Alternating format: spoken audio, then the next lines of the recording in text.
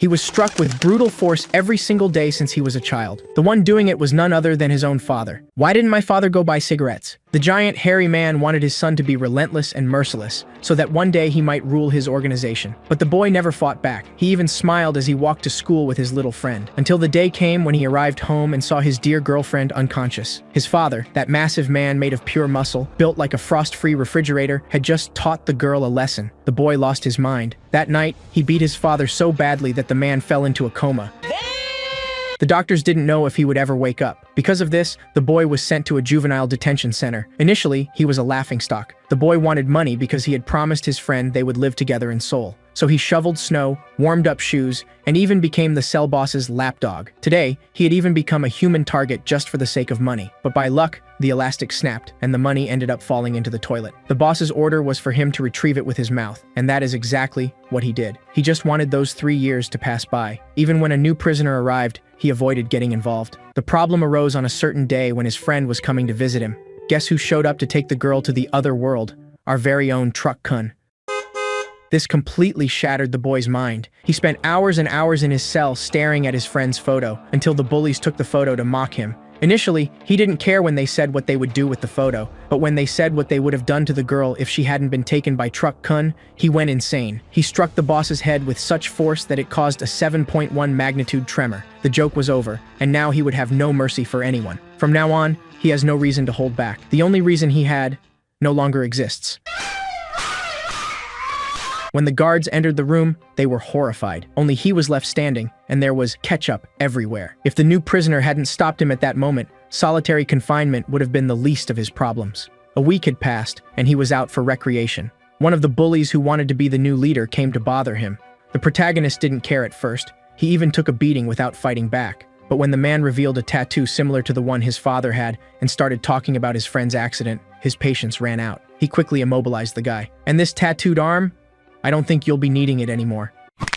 Everyone was stunned by Ju Young. He had just come out of solitary. And now he was already destroying someone else in front of everyone without a hint of remorse? Meanwhile, we see the silhouette of a man in a higher part of the prison, wondering what the commotion down below is about. Another man responds that there were quite a few energetic kids down there, while enjoying his tea and expressing happiness that the man was in good health. We then discover that this man is the prison director, Kwon Chang-suk, who speaks to the person in a very friendly tone. The silhouette belongs to a man who had just been discharged from the hospital, and the director says that if he needs anything, he will help in any way he can, asking what the reason for his visit is. We see all the prisoners returning to their dormitories, and Mae Gyeom starts writing something in his notebook again. He was clearly beginning to feel afraid of Ju Young, noting that he was sharing a cell with a completely lunatic guy. He had seen everything the boy had done so far and knew better than anyone what he was capable of when he was angry. At that moment, a guard arrives at the cell and calls out Ju Young's name, telling him that he has a visitor waiting for him. He leaves his cell handcuffed, accompanying the guard while wondering who could be visiting him. It couldn't be his mother, as she had abandoned him when he was younger, and all of his relatives were avoiding him because of the situation he was in.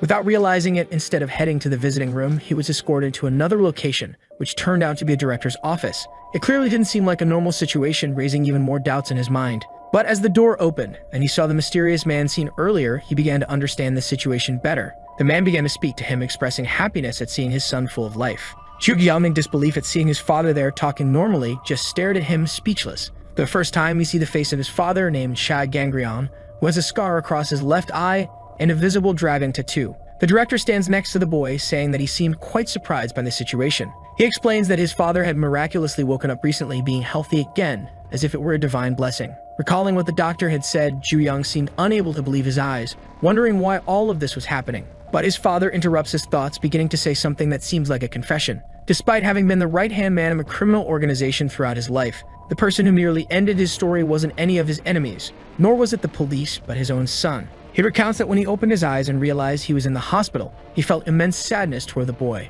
And as a father, he wanted very much to see his son again, saying that he loved him and that there was nothing in the world he wouldn't do for Ju Young. With tears streaming down his face, he also explains that he had no choice but to do what he did. This statement confuses Ju Young, who tries to understand what his father is saying with this entire speech, and Gangrion reveals that the man who had ended his friend's life that day was actually him. As Gangrion continued his story, he recounted that after she was hit by the car, Diane was still breathing but couldn't move due to the impact. She pleaded for help from a man who was nearby watching her, but when he realized who she was, his eyes widened in shock. This prompted Gangrion to ask the girl if she had seen a ghost. Even in her injured state, the man confronted her about what she had said to him years ago in his house before he went into a coma. He told her that his next action was an example of the sacrifices parents make for their children. And without any empathy for the girl, he said, "But come to think of it, maybe this girl doesn't understand my reasons. After all, she's someone who didn't even have parents to begin with." Returning to the present in the prison, Gang Ryong with a certain pride said he had thought his son was just a pathetic person who endured everything silently.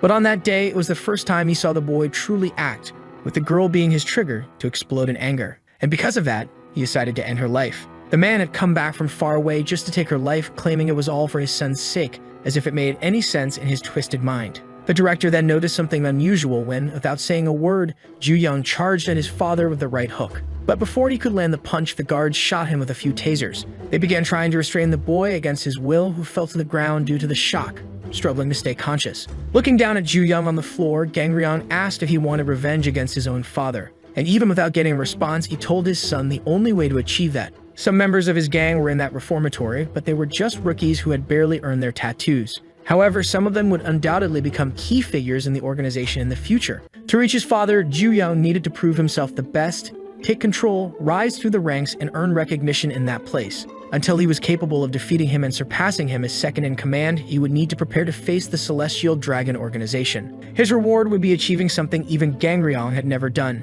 and if he succeeded, his life would be complete. In a parting tone, he asked the director to take care of his son, who assured him not to worry. But to everyone's surprise, Ju-young, even with electric currents running through his body, got up and advanced toward his father. He told Gang Ryong to stop spouting nonsense because the time for his revenge wasn't in the future, it was right now. With a leap towards Gang Ryong, he tried to attack him from behind, but a figure appeared behind him, preventing the boy from advancing. The man immobilized Ju-young by forcing his head down to the ground. The man protecting Gang Ryong apologized to the boy, whom he called Young Master, but said it was his duty to serve his boss's orders. Even immobilized, Ju-young continued trying to advance towards his father, but achieving his revenge there didn't seem possible anymore. His father asked him to open his eyes and observe the situation so that he could better understand that he would never be able to reach him. Surrounded by dozens of people, his father seemed untouchable, and reckless actions would only make things worse for the boy. The only way to truly get revenge on his father was to take complete control of the prison, something his father said with a smile, waiting for the day to come,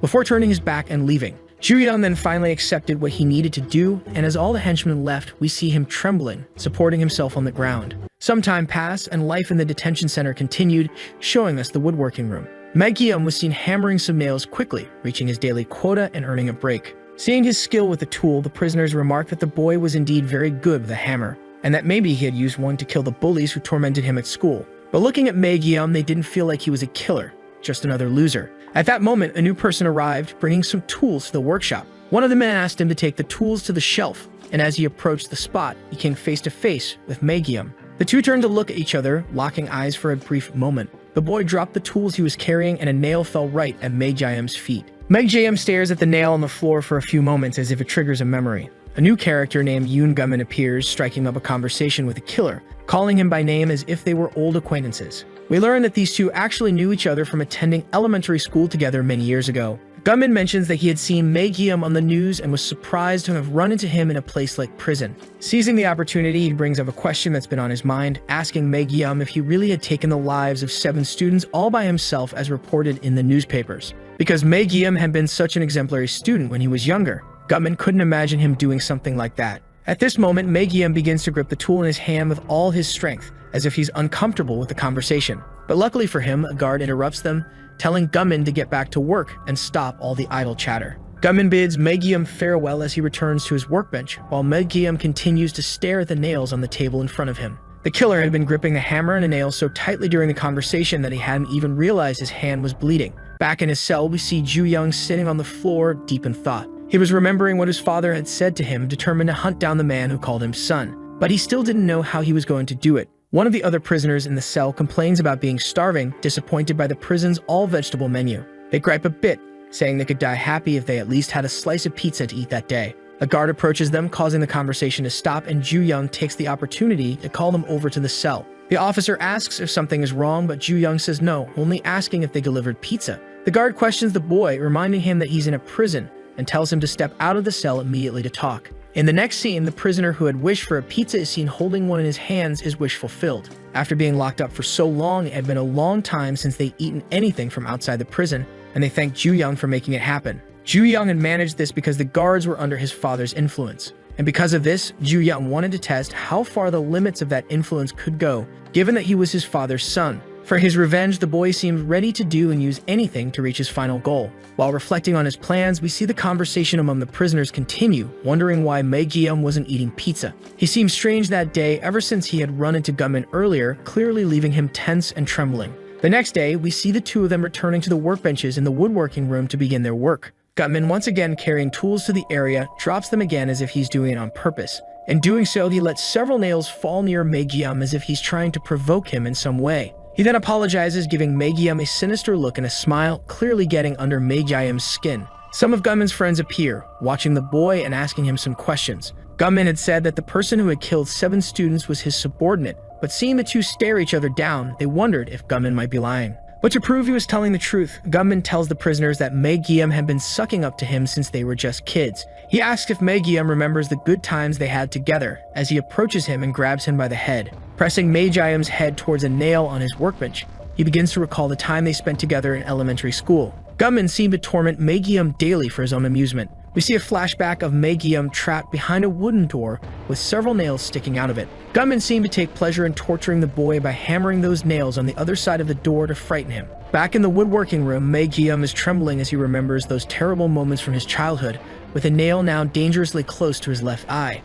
A few moments before Ju-young goes to find his cellmate, we see a conversation happening in the prison. The prisoners are wondering where Mae-gyeom is, saying they haven't seen him. One of them mentions that he was suddenly called to the woodworking room to help with cleaning, which piques Ju-young's interest. Ju-young rises to his feet, asking the others if they were really planning to clean the woodworking room at that hour. He then speaks again to the guards stationed outside the cell. His cellmates perk up, thinking he's about to request something similar to the pizza he got them last time, but Ju-young simply asks the guard to open the door for him. The scene shifts back to the fight in the woodworking room, where 2 of the 4 prisoners from Gunman's group are already unconscious on the floor. The tallest and strongest member of the group asks Ju-young if that's his name, indicating that he's already familiar with the protagonist due to his reputation in the prison. Gunman interrupts before Ju-young can respond, saying that he's starting to understand the situation more clearly now. He asks Ju-young if he and Mae-gyeom are close friends, expressing envy for Mae-gyeom having such a reliable person by his side. Gunman's friend mentions that he likes Ju-young's loyalty, and while preparing a punch with his right hand, he asks if Ju-young wants to be his friend too.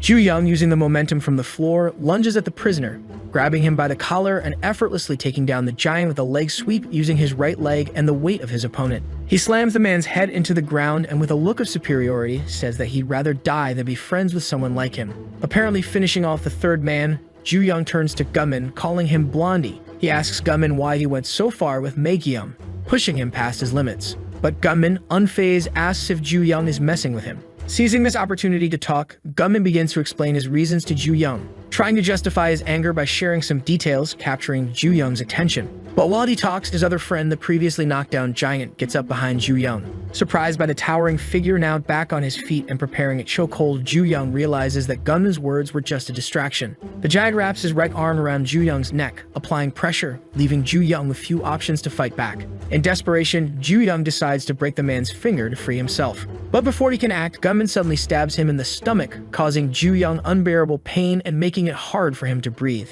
Just then, Mae-gyeom emerges from a locker, pleading with the giant to release his cellmate, warning that the chokehold could break Ju-young's neck. In Mae-gyeom's hands, we see a chain that he uses to strangle the giant, pulling him backward. Gunman tries to figure out how Mae-gyeom got out of the locked locker and remembers that the lock had broken earlier during the fight. The giant tries to resist the pull of the chain with brute force, but this is a mistake as Mae-gyeom warns him that using such force will only break his neck faster as he presses his right foot against the man's head. The prisoner struggles to resist, but Mae-gyeom warns him that if he doesn't stop pulling, his death will be inevitable. Ignoring Mae-gyeom's warning, the giant continues to struggle until he loses consciousness, collapsing to the hard floor. Mae-gyeom catches his breath and glares at Gunman walking toward him. Now it's Gunman who begins to panic, claiming to be the victim in all of this as he backs away in fear. As Mae-gyeom approaches closer, Gunman trips and falls backward, landing on his back before quickly kneeling and begging for forgiveness. He clutches Mae-gyeom's feet, pleading for him to forget the situation, admitting that he's just a born idiot,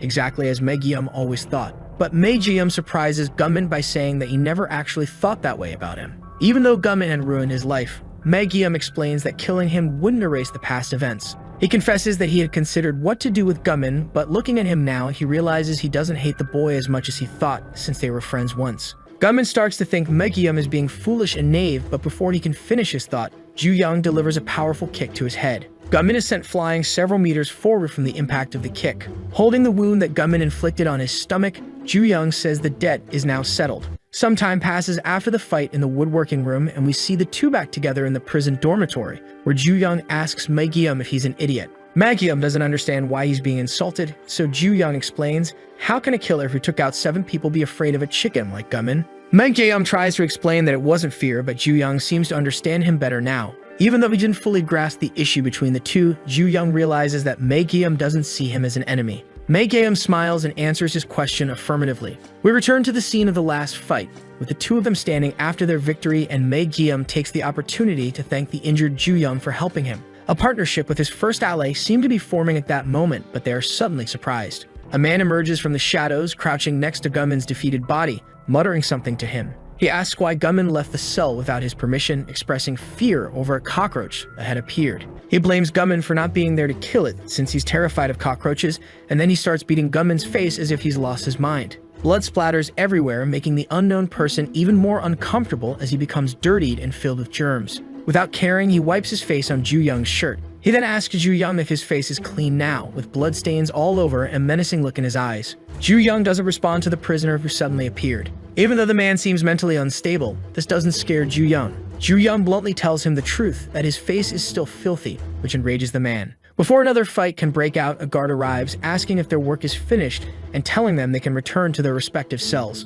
Before leaving, the man repeatedly mutters Ju-young's inmate number, 7199, as if trying to memorize it. The next day, we see an image of the prison yard, where all the inmates from Ju-young's cell are gathered around him, looking serious. Ju-young asks why everyone is crowding around him, and Gunman explains the current situation. A rumor had spread in the prison that Ju-young was very strong, so no one dared to mess with the group if they were near him. The protagonist then says he doesn't mind them being close, but that they should at least not bother him because he has things to do.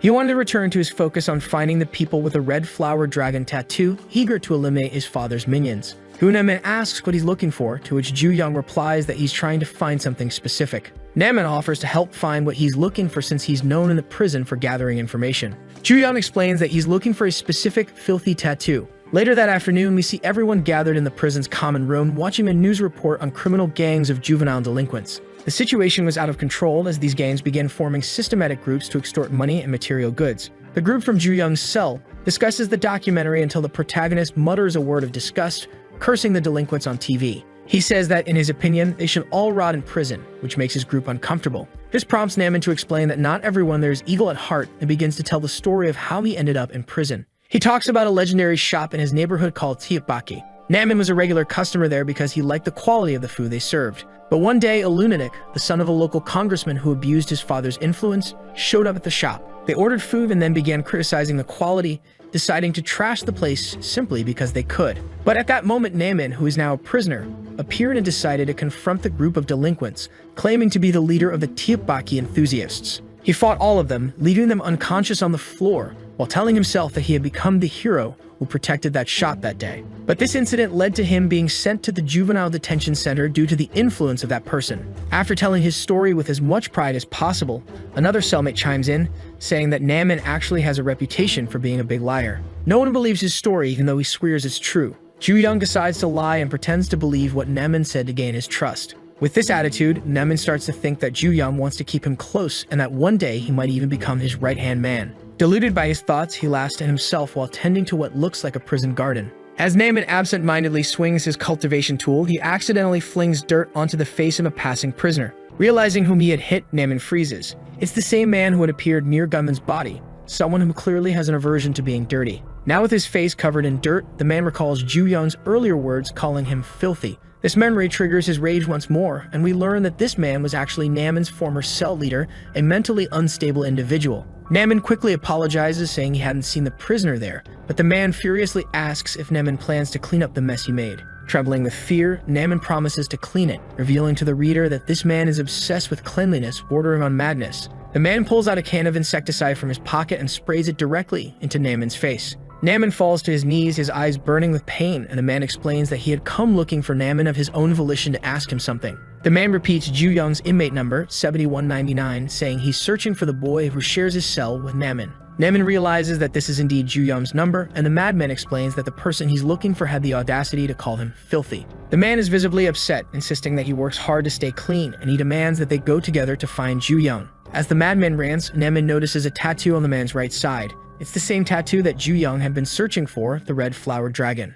The scene cuts to another location showing Ju Young working out in his cell. Unsuccessful in his search, Ju Young is seen doing one-armed push-ups, his mind solely focused on finding those with the dragon tattoo. Just then, Namin appears beside him, interrupting his alone time and trying to strike up a conversation. Before Ju Young can respond, Namin suspiciously offers him a juice out of nowhere. Ju Young accepts the juice but senses something is off. He asks Namin where he got the insecticide. We then flash back to Namin's past, showing him in a cell holding another prisoner, who has a funnel forced into his mouth. Namin's former cell leader, the same madman, is seen in a frenzy, screaming that the cellmate's filthy mouth had made him dirty. Holding a bottle of bleach, the madman approaches the restrained prisoner, preparing to pour the liquid down the funnel, claiming he's just cleaning him. As he does so, the prisoner passes out, but instead of being concerned about the unconscious body, the madman becomes even more frantic over the mess on the floor. Namin's former cell was a living hell ruled by a truly uncontrollable demon. Back in the present, Ju Young continues questioning Namin about the insecticide.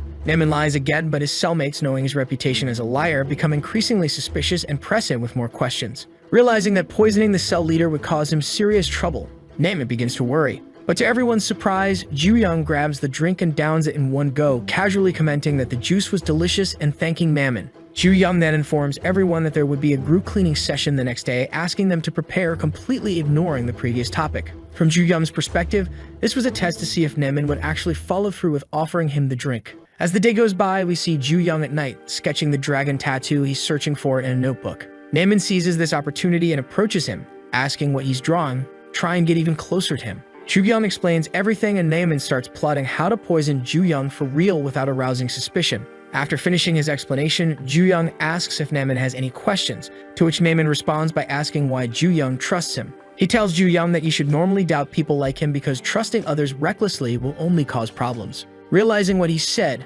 Namin begins to question why he spoke out like that, as if he couldn't control his own words. But calmly, Ju Young replies, saying that someone capable of deceiving others is actually quite smart, and a smart person like that wouldn't become his enemy with such stupid lies. Ju Young then stands up, telling Namin that he's going to turn off the lights and that it's time to sleep. The following day, two guards are seen discussing an upcoming routine inspection by the Ministry of Justice. They order the prisoners to clean everything as thoroughly as possible before the visit. Prisoners can be seen in the corridors with brooms, scrubbing the floors and cleaning their cells. Not long after, Namin's former cell leader confronts him, demanding that he disinfect Ju Young with the insecticide, reminding him of the promise he made. With a sinister look, he asks if Namin is backing out, but instead of answering directly, Namin lies, saying that Ju Young felt very guilty about the incident. He tries to avoid confrontation by spinning more lies, but the madman, aware of Namin's reputation, isn't fooled. He decides to punish Namin for his dishonesty by punching him in the stomach. The crazed man, now completely hysterical, keeps repeating Ju Young's inmate number, saying he can't forgive him.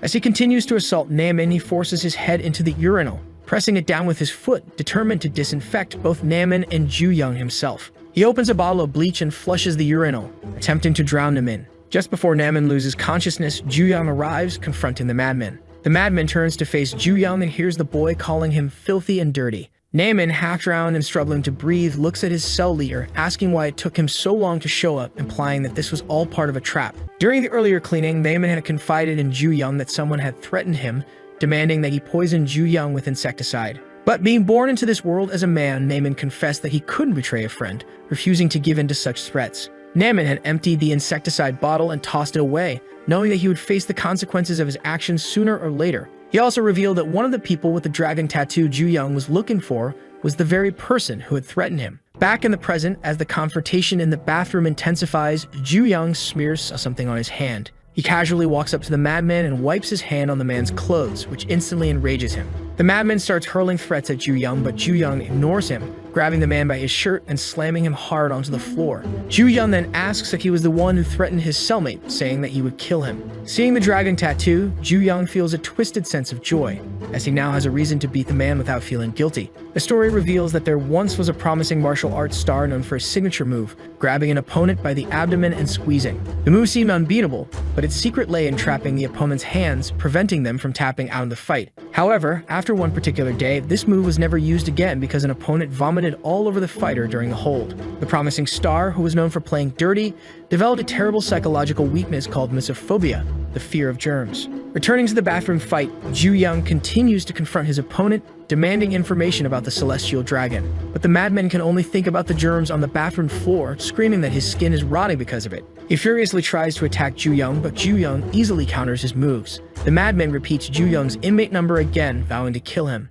But Ju Young tells him that he doesn't understand the situation. He wets his hand with the liquid from the bathroom floor and tries to force the fighter to open his mouth, pushing his filthy hand near the man's face. We see a flashback of the fighter, showing him as a young man who already had some compulsions about cleanliness, complaining about sweating too much. He opens his locker, intending to take a shower to clean himself, but to his shock, someone had previously filled the locker with garbage as a trap. As the trash pours out, the fighter he had made vomit in the ring earlier appears behind him. This man had come to settle the score, saying that he had been ridiculed by others because of what happened in the ring. He picks up a piece of paper from the trash, calls the fighter human garbage, and tries to force-feed it to him. But it seems that he made a grave mistake, just as Ju Young realized when he tried to force his hand into the man's mouth. Anyone who leaves this man dirty is bound to suffer the worst fate. The fighter quickly regains control of the situation, flipping Ju Young onto his back and pinning him down, straddling him with fury in his eyes. As the madman tightens his grip, threatening to crush Ju Young's organs with his technique, Ju Young's mind flashes back to his childhood,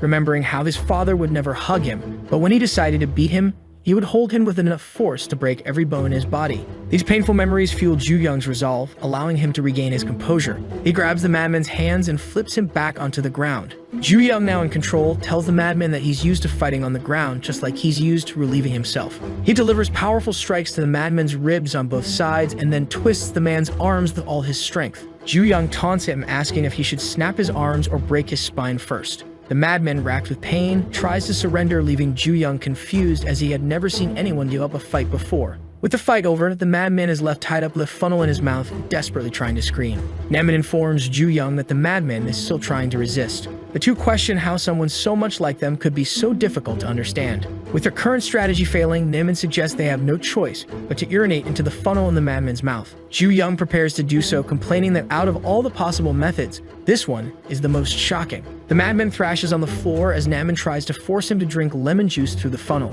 Ju Young wonders aloud what it would taste like, which finally makes the madman stop resisting. Ju Young then re-asks his questions about the Celestial Dragon organization, demanding to know everything the madman can tell him. The madman starts to talk, recounting the moment he got his tattoo from a woman. As she worked, she spoke of how such a large organization as the Red Flower Dragon would accept someone like him. The woman, dressed in black with long hair, explained that while the dragon represented strength and power, the flowers symbolized life and vitality. She informed him that the organization sought seeds that would grow into the next generation, people like him. But no matter how beautifully a flower blooms, it would eventually wither and fall to the ground dead. These novices were full of potential that adults no longer had. Depending on the environment and the experiences they went through, they could grow tremendously. The organization aimed to cultivate these talents in its own garden. Those who grew flourished beautifully like the flowers of the Celestial Dragon. As he recounts a bit about the gang's recruitment, we return to the bathroom interrogation. The madman then admits he's just a low-ranking member and doesn't know much beyond that,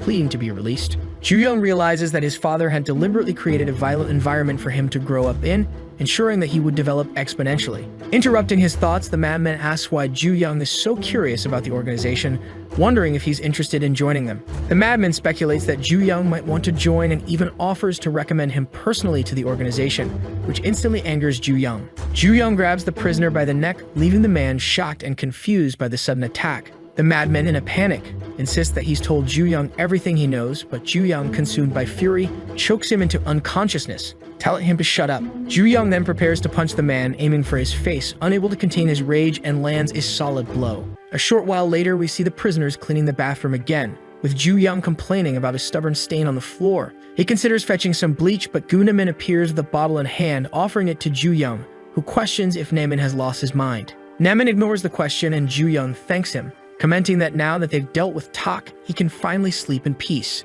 Ju Young corrects him, saying that Tak is still alive, and takes the opportunity to ask Namin about being tortured with bleach in his old cell. Typically, people who ingest bleach through a funnel don't survive, yet Namin is standing there perfectly fine. Namin explains that people who suffer such an attack usually foam at the mouth due to the substance. But when it was his turn to suffer at the hands of his former cell leader, he had swapped the bleach for soapy water. Gu Namin, recalling the past, admits that nothing actually happened to him because he had fabricated the entire story to report to the guards and arrange for a cell transfer, preparing everything in advance. He remembers the rage the madman felt when he discovered the deception, calling it terrifying. Ju Young, uninterested in thanks, tells Namin that he doesn't need to be grateful because he already helped him find someone with the organization's tattoo. Continuing the conversation, Namin asks why Ju Young is hunting down such a frightening gang. Ju Young replies that he plans to kill every one of them. He explains that he's already taken down 2 members and is close to finding the rest. Namin then mentions that there are many people in the prison with tattoos. The two start discussing whether the members might share a common trait, trying to piece together clues.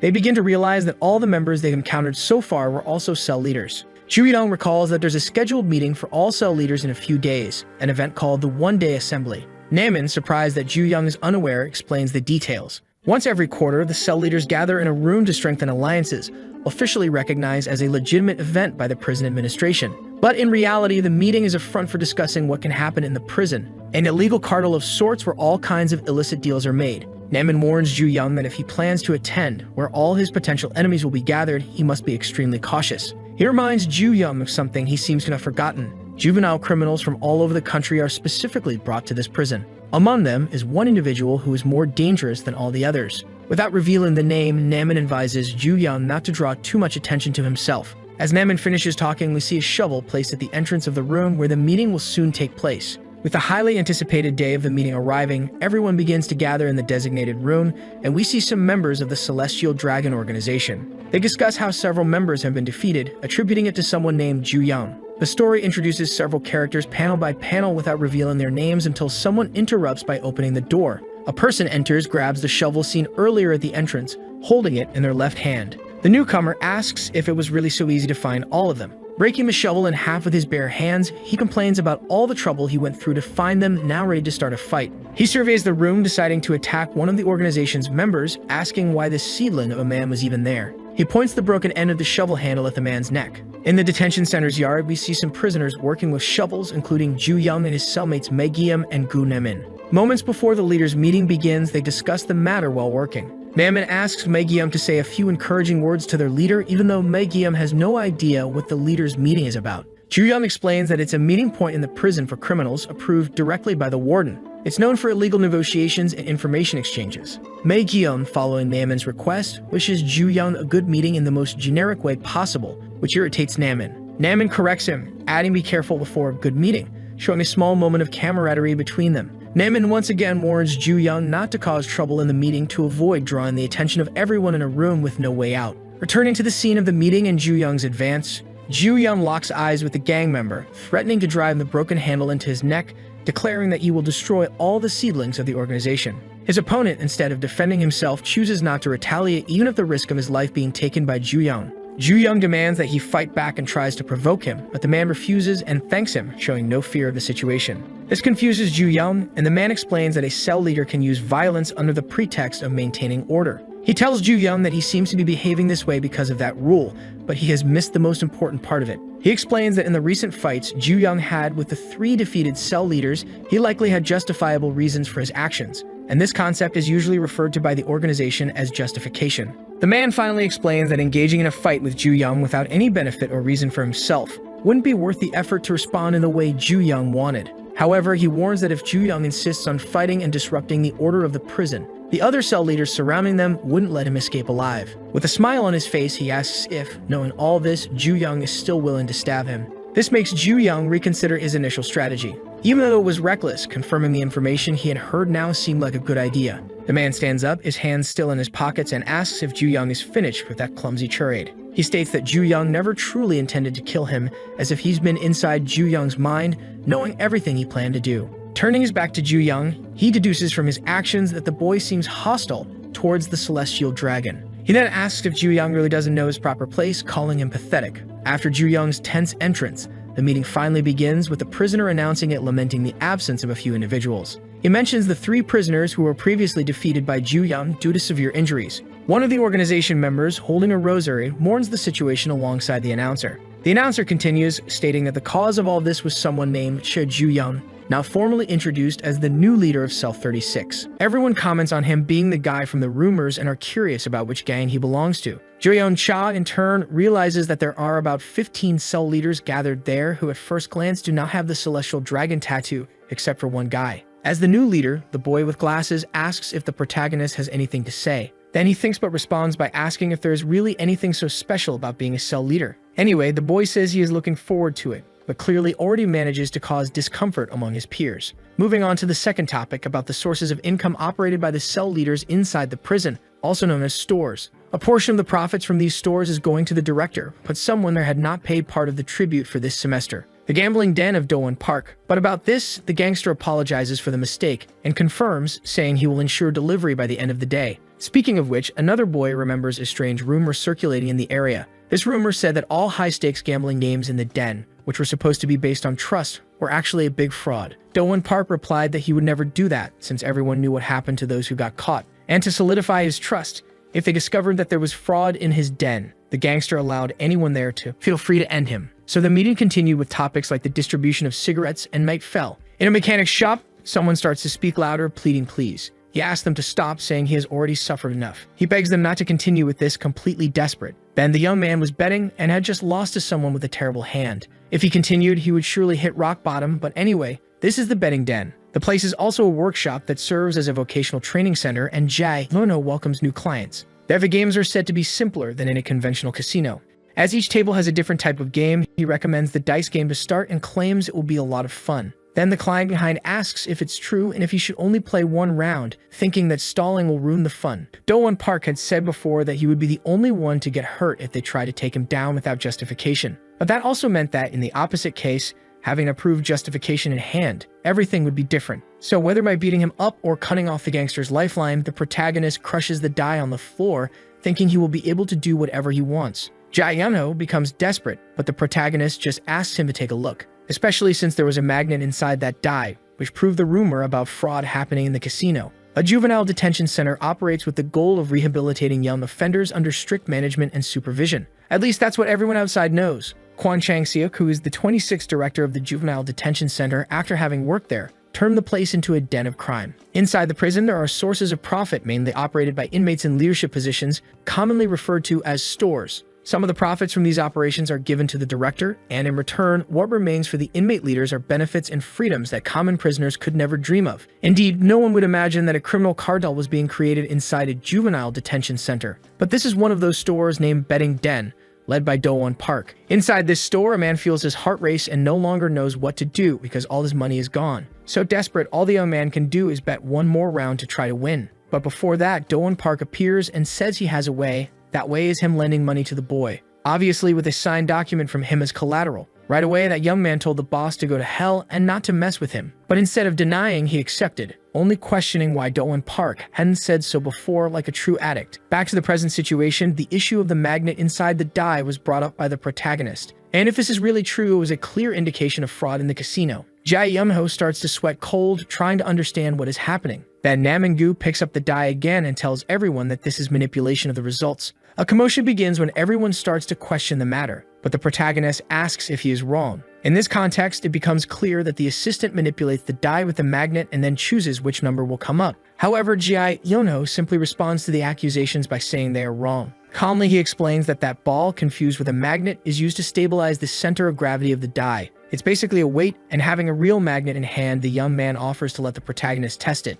And as he said, if it were really a magnet, that little foot wouldn't have fallen to the ground. But yes, it would have stuck like other metal objects he placed to exemplify. With an explanation like that, all those who were questioning start to mock the hero. Then with a smile on his face, Jae-yeon-ho just offers one more round to the boy. And Dowon Park, who is passing by, starts to pay more attention to the new client who is trying to expose him. After some time there, Jae-yeon-ho comments that it really was quite fast, because in just a few minutes, the protagonist had already lost everything. Juyoung doesn't even know what is happening because he is sure he has about a 50% chance of winning, and this makes him think he might just be unlucky. Jai Yemeno quickly asks if the boy has nothing else to bet, but the protagonist plays another one of his belongings, not caring that it is just a piece of paper. Suddenly, another person shouts that everything there is a big farce, and with a screwdriver in hand, he threatens the others, saying he's not stupid enough to be fooled. Obviously, the leader goes after him while the boy continues shouting for Muyo to return the money he lost. That's why Do-won Park holds his hand, remembering how happy he was while winning,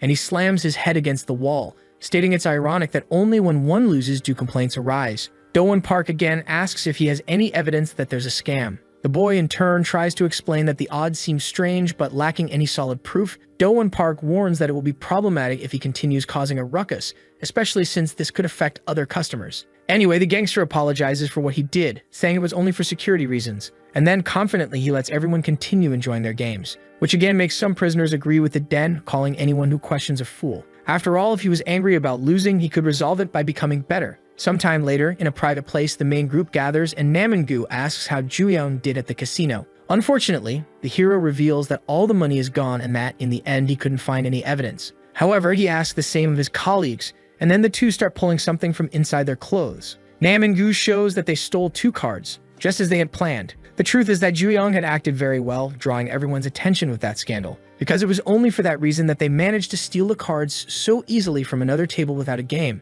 Namingu is very proud of his plan, unlike the hero who feels embarrassed. Anyway, if they are indeed cheating, they will be able to discover something with these cards, and Juyoung, even before checking, is sure that there must be something there. Sometime later, in that vocational training workshop, a loud noise is heard from the wheels of a speeding car, and beneath that car, the boy from before begs for forgiveness for his mistake. Do-won Park holds him there by the hair, asking once again if his den is a scam. People like him were the reason why baseless rumors spread. That's why, even with the boys shouting for the gangster not to cross the line, something quite problematic happens between the two there. After finishing that punishment, someone appears to talk to their leader. Jai Yono apologizes but mentions a client named Juyoung who caused a commotion at his table. However, unlike the other, he claims it wasn't the boy's fault and asks not to worry about it. On the contrary, he asks the boy to keep working hard for his gambling den. Do-won Park thinks the protagonist must have some reason to show hostility towards the group he belongs to. He really doesn't care about being attacked, but his priority is the well-being of the casino. So from his expression, it's clear that he will take other measures if disturbed. Back in the main group's room, Namingu is pleased to announce that he found something. Although his colleagues can't see it yet, he can see very well.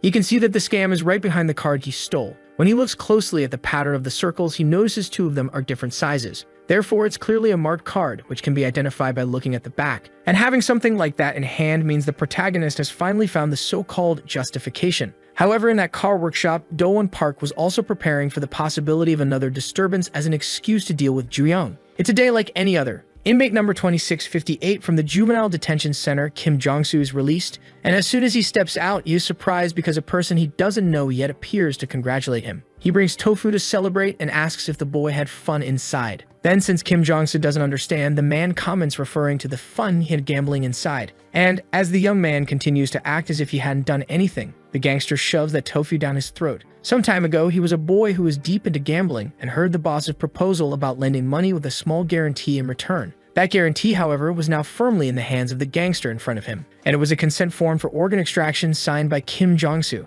At 1.74 meters and weighing 64 kilograms and not drinking or smoking, the boy had a quite healthy appearance. And the best part is that his blood type was O, so they had been waiting for him for quite some time. Kim Jong-soo, who had just been released from prison, tried to argue, but he was simply thrown into the back of a van. Hours later, the gangster comments that these young people are full of life and therefore their organs are so fresh. Thanks to this, his business is growing so much that he even managed to get a new dental implant. All thanks to his dear Do-won Park, the organ trafficking agent who currently runs the gambling den. But changing the subject, the gangster asks how long his colleague intends to keep doing this. If he leaves any trace, someone could catch him, and since the director is extremely slippery, the blame will fall on Park. Still, even if he gets caught and the worst case scenario happens, he doesn't care. Because in his opinion, there is no problem in the world that money cannot solve. Back in the protagonist's cell, when they notice the marking on the letter, he realizes that the difference is so small that it makes sense no one has discovered it yet. Namingu asks if Meg Yeom also thinks he is so amazing since even he is impressed with how good an investigator he is. Anyway, now our hero has obtained the sword that could cut off all his enemies, so he made it clear that even that night, they would go to the gambling den to settle unfinished business. In the vocational training workshop, moments later, Ju-Yong-cha returns with his head held high. Jae-Eun-ho is surprised that he is back, but had no idea about the plan. Going to the table, the hero asks if this is the place for the trump card and hears that it is. Then, in front of everyone, he sits down to expose how this place is manipulated. However, just as he was about to put his plan into action, Do-won Park appears and sits down too, saying he was waiting for him. Moreover, in a completely incomprehensible way, he offers to play around with him. Do-won Park comments that he is just curious to know why the protagonist is so obsessed with the celestial dragon. Jo-young-sha obviously does not share his personal matters with him. Then the head of the workshop asks if the boy will change his mind if he asks for it, if he wins. And understanding that it might not make much difference, Ju-Yong-cha agrees. Many people gather as the shop operator is personally involved in a round. And for something like this to happen, the boss kindly lets the protagonist choose the game.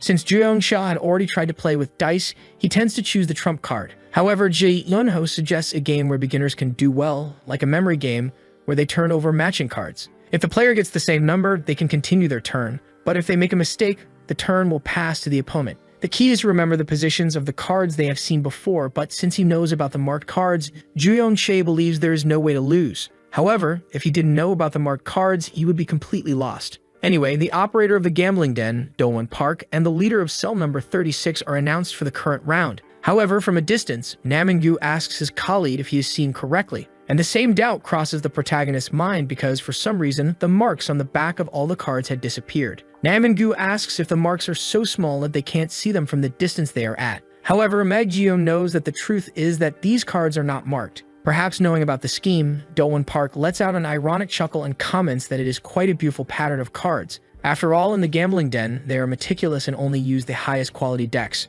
Moreover, they have many other games for beginners, so he lets Ju-Yong-cha choose another one if he wants. Ju-Yong-cha is shocked by the unraveling of the plan. Apparently, Do-won already knew they had stolen the cards from the beginning. Anyway, they continue commenting that they can play other games like Catch the Thief. And after this hint, Nam-in-gyu asks if the protagonist is ready because in that case, they will place the bets. Taking the lead in this stage, Do-won puts a huge amount of money on the table to start. Since he doesn't play much as he operates the place, he believes it's a way to have more fun. Still, the protagonist comments that he has no money at all. But as they were already expecting this, Nam-in-gyu reminds him that it is still possible to play with collateral. And for that, all he needs to do is sign the organ extraction document, marking the part of the body with the value he wishes to bet. However, at first the protagonist cannot react at all. Not just him, but the other people start to get scared that something like this is happening there. Then, Do-won Park mocks asking if the boy is afraid to bet. Jae-yuma knows that there is definitely a scam going on in this game. And thank God they realized before betting, Nam-in-gyu feels relieved to see that his colleague might back out. However, he notices that for some reason, everyone is starting to get scared. Ju-Yong-cha simply begins to sign that guarantee paper, even looking satisfied to be able to play by leaving this in exchange. Obviously, his colleagues start to panic over this madness. However, Ju-Yong-cha refuses to flee from that confrontation like a coward, and from the tips of his hair to the nails on his toes, puts everything on the line in the bet. After that bold bet, the hall falls silent for a few seconds, until it ends with Do-won accepting with pleasure. The hero's friends know well that there is a cheat involved, so they really can't understand what the hell Ju-Yong-cha is thinking now. Jae-yuma explains once again that in the memory game you must flip the cards to find those with the same number. It is the protagonist who will start the first turn. Ju-Yong-cha comments that he really likes the simplicity of this game, then flips a card with the number 8 and another with the number 9 printed on it. Since they are different numbers, the turn passes to Do-won to try his luck. As expected, the gangster coincidentally flips a 9, the same number the protagonist had just drawn. Then, remembering where the other one was, he flips the second 9 as well, which impresses everyone with this luck. As always in bets, all that matters is luck. For now,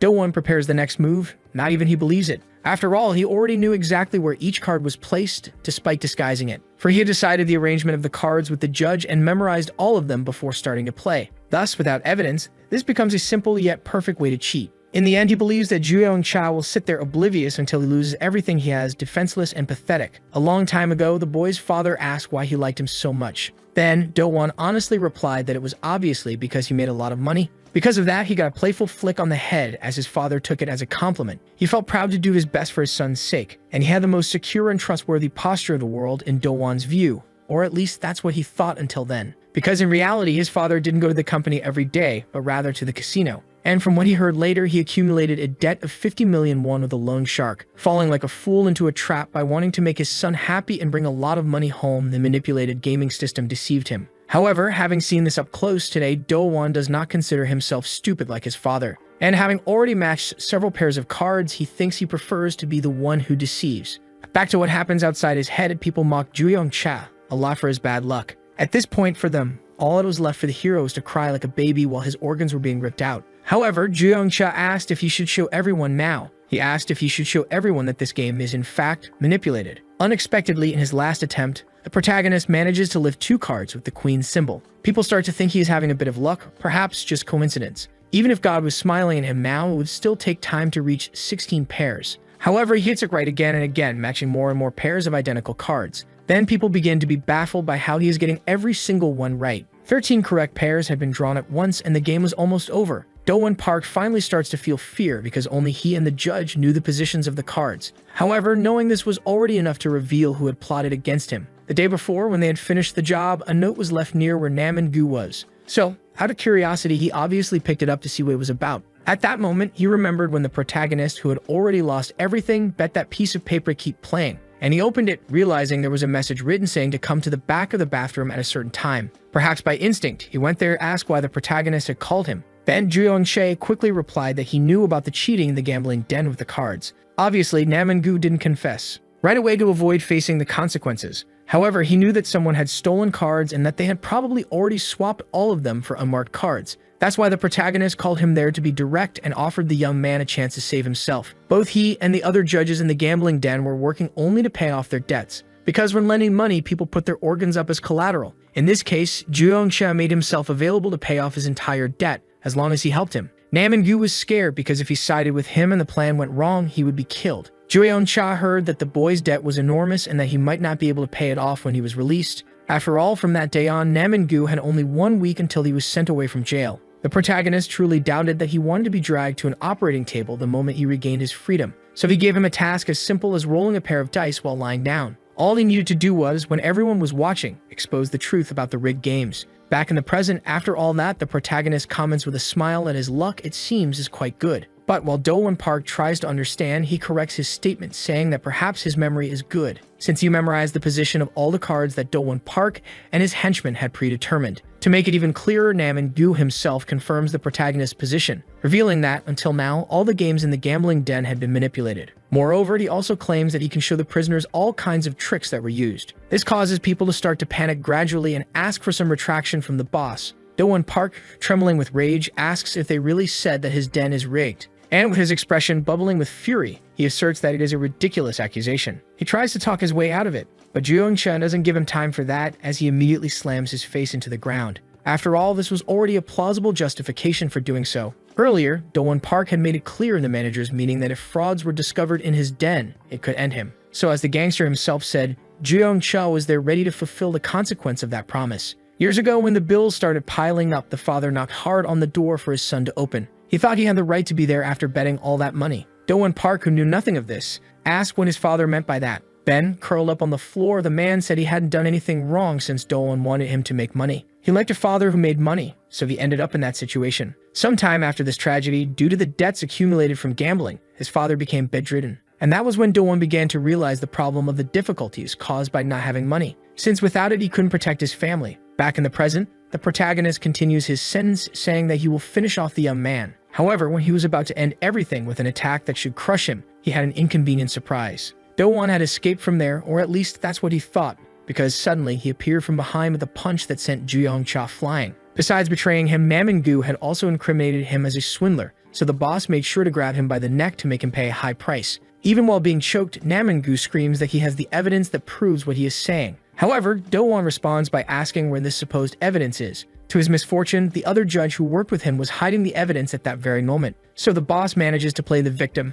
saying that he is the one who should be angry and apply the proper punishment. Do-won would never have imagined that one of his own would conspire with a stranger to pay off his debts. On the other hand, the protagonist moves quickly, and the whole situation only reinforces his idea since everything happened because of money. He throws Nam-in-gu on a Ju-young and with clenched fists states that he will not judge him. However, he also says he has no intention of forgiving him for what he did. Literally, all the prisoners in the den began to panic, and this time it is Do-won who believes that the protagonist has escaped, leaving his accomplice there alone. However, the hero responds from behind him that he would never do something like that and kicks him so hard that he travels the entire space. After all, Ju-young didn't come there with the intention of fleeing or letting anyone escape. Back in the past, on that bed, the boy's father unfortunately had still not regained consciousness. Then Do-won told the doctor that apparently it was gambling that left him like that. No matter how much resentment he felt, the boy knew that his father carried many responsibilities. In the end, that was when he realized that without money, he couldn't protect his family and decided to pay off the debts with the same means that caused them. That day, the man behind the trafficking schemes claimed that the decision wasn't entirely his father's. And he said that was why taking care of a child alone was so difficult. Still, since the father had managed to pay off the debts, the thug questioned why he was still there in front of him. He asked if it was something like a son's love that motivated him. However, Do-won responded by asking how much that love would pay him. In the end, since he couldn't protect his family, he chose to sell it. Back in the present, he also shouts that he never thought about fleeing this fight, at least not if he couldn't take all his money with him. Jo-young dodges an attack and questions why he keeps talking about money. The protagonist quickly realizes that fighting doesn't seem to be someone like Do-won's strong suit. After all, every blow he lands hits and makes the situation uglier. However, Do-won still responds before taking another punch, asking if fighting is really that important. Namin-gu shouts and tries to warn, but the protagonist receives a knee to the stomach that makes him spit everything out. As if that weren't enough, while the boy tries to recover, he also sends him crashing into objects with a powerful left hook. For Do-won, idiots like the protagonist are only good for working under his orders and receiving their pay. So he asks again, furious if fighting is really the most important thing. Jo-young-che ends the fight thrown against the windshield of one of the workshop's cars. Then people are disappointed that he acted tough and ended up like that. At this point, Namin-gu wanted to know what had happened to the boy. Do-won Park, for his part, apologized for the trouble he caused. But, as everyone could see, he said it was just an accident that had nothing to do with fraud in the den. He stated that they would soon reorganize things, but in the background, the hero spoke again. Jo-young-che said he was wrong to accuse the gangster of rigging the bets and confessed that, for some reason, there was no reason to eliminate him. Even if he regretted it now, Do-won said it wouldn't make a difference. However, the protagonist said he didn't need a reason since that was a place for games. Because of that, from now on, he proposed that the two play a game of hide and seek. But this game wouldn't be just any game, because if he didn't hide carefully enough for Jo-young not to be able to find the boss's head, when he went after it and found it, he would rip it off as his great reward. Do-won Park starts to get up, saying he can't believe it. There was a mess everywhere, and that place was full of everything he had ever achieved. Then the boss shouted once more that he would not flee with his tail between his legs. However, he wasn't so lucky on the first attempt, as he was caught off guard by Ju-young, who said he was about to turn everything to ashes. In any case, the protagonist comments that he hates this game of tag. That's why he suggests, under free and spontaneous pressure, that they play rolling the dice, with the number showing on the top face being 3. Ju-young starts hitting the gangster, saying that 3 hits are his reward. Do-won Park questions, furious, how a boy dares to try to take him down by forcing such a scheme. Unlike the protagonist, he claims he is not a reckless person who throws punches without thinking. Moreover, he says he has great ambitions, but right in front of him, the dice are rolled again. Then all that boasting is cut short by the worry he feels. Especially since, although Ju-young understands that the boss might really have big plans, unfortunately, he is out of luck, as the dice land on the face with 6 markings. Do-won Park screams, bubbling with rage for the boy to stop talking nonsense. However, the 6 blows are delivered just as agreed in the rules of the game, leaving the boss finished. In a tattoo parlor in the past, the tattoo artist was happy that the boy had gotten permission. At that time, tattoos of carp or monsters were popular among high school teenagers. So before lying down on the table, she asked what he would like to request. But without even thinking of any different option, he said he would like the dragon tattooed on her chest. The girl tried to play dumb, saying she was embarrassed by the stare. However, Do-won revealed that he knew she was a lookout for the celestial dragon, and that was precisely why he asked to be a part of it too. If he managed to gain the support of the celestial dragon to accelerate his plans, he would certainly bring in absurd amounts of money. The girl replied that she liked a man who risked his life more than his money. However, in this case, he stole her needle and said that for money, he could risk his life as many times as necessary, sticking it into his own neck. That was enough to convince the girl, so she asked what he wanted from them. And as his first request, he wanted to be sent to the juvenile prison where he is now. In the present, he screams for everyone to get out of his way. Do-won Park practically crawls on the ground, telling no one to dare block him. Although it is annoying, he understood that he would need to back off for now. However, all the evidence of fraud from the den had already been destroyed by his henchmen. Because of this, theoretically, the other cell bosses would come to his aid. At least that would happen if Ju-young hadn't recovered the evidence of the fraud. Then, with a piece of wood, he sent the leader flying away. Some people ask who that guy is, since all of his stuff is on the ground. However, Ju-young asked them to look carefully, because one of the judges was fleeing with those things, since they were precisely the evidence that this place was a fraud. Namin-gu becomes hopeful again, seeing that his friend can be useful sometimes. Anyway, the feeling of revolt among the prisoners begins to develop. However, Do-won Park seems to not understand his place. Even practically fainting on the ground, he continues to cling to his bills because he only cares about protecting the money he earned with so much struggle. Then Ju-young-cha helps him by pouring a little gasoline on his clothes to cool him off. And after emptying the gallon, he announces the next game, and also the last one they will play. Regarding the name of this game, the protagonist likes to nickname it Try to Resist the Electric Shock. Since Do-won Park lost the last game, this would be his final turn, but the boss continues to worry only about the bills, shouting for the hero to stop. However, some time ago, he had already been warned about this, so he made sure to remind that all these achievements would turn to ashes now. The electric current is so strong that it leaks out of the stage. But before doing anything, the protagonist stares at Do-won Park completely defeated on the ground.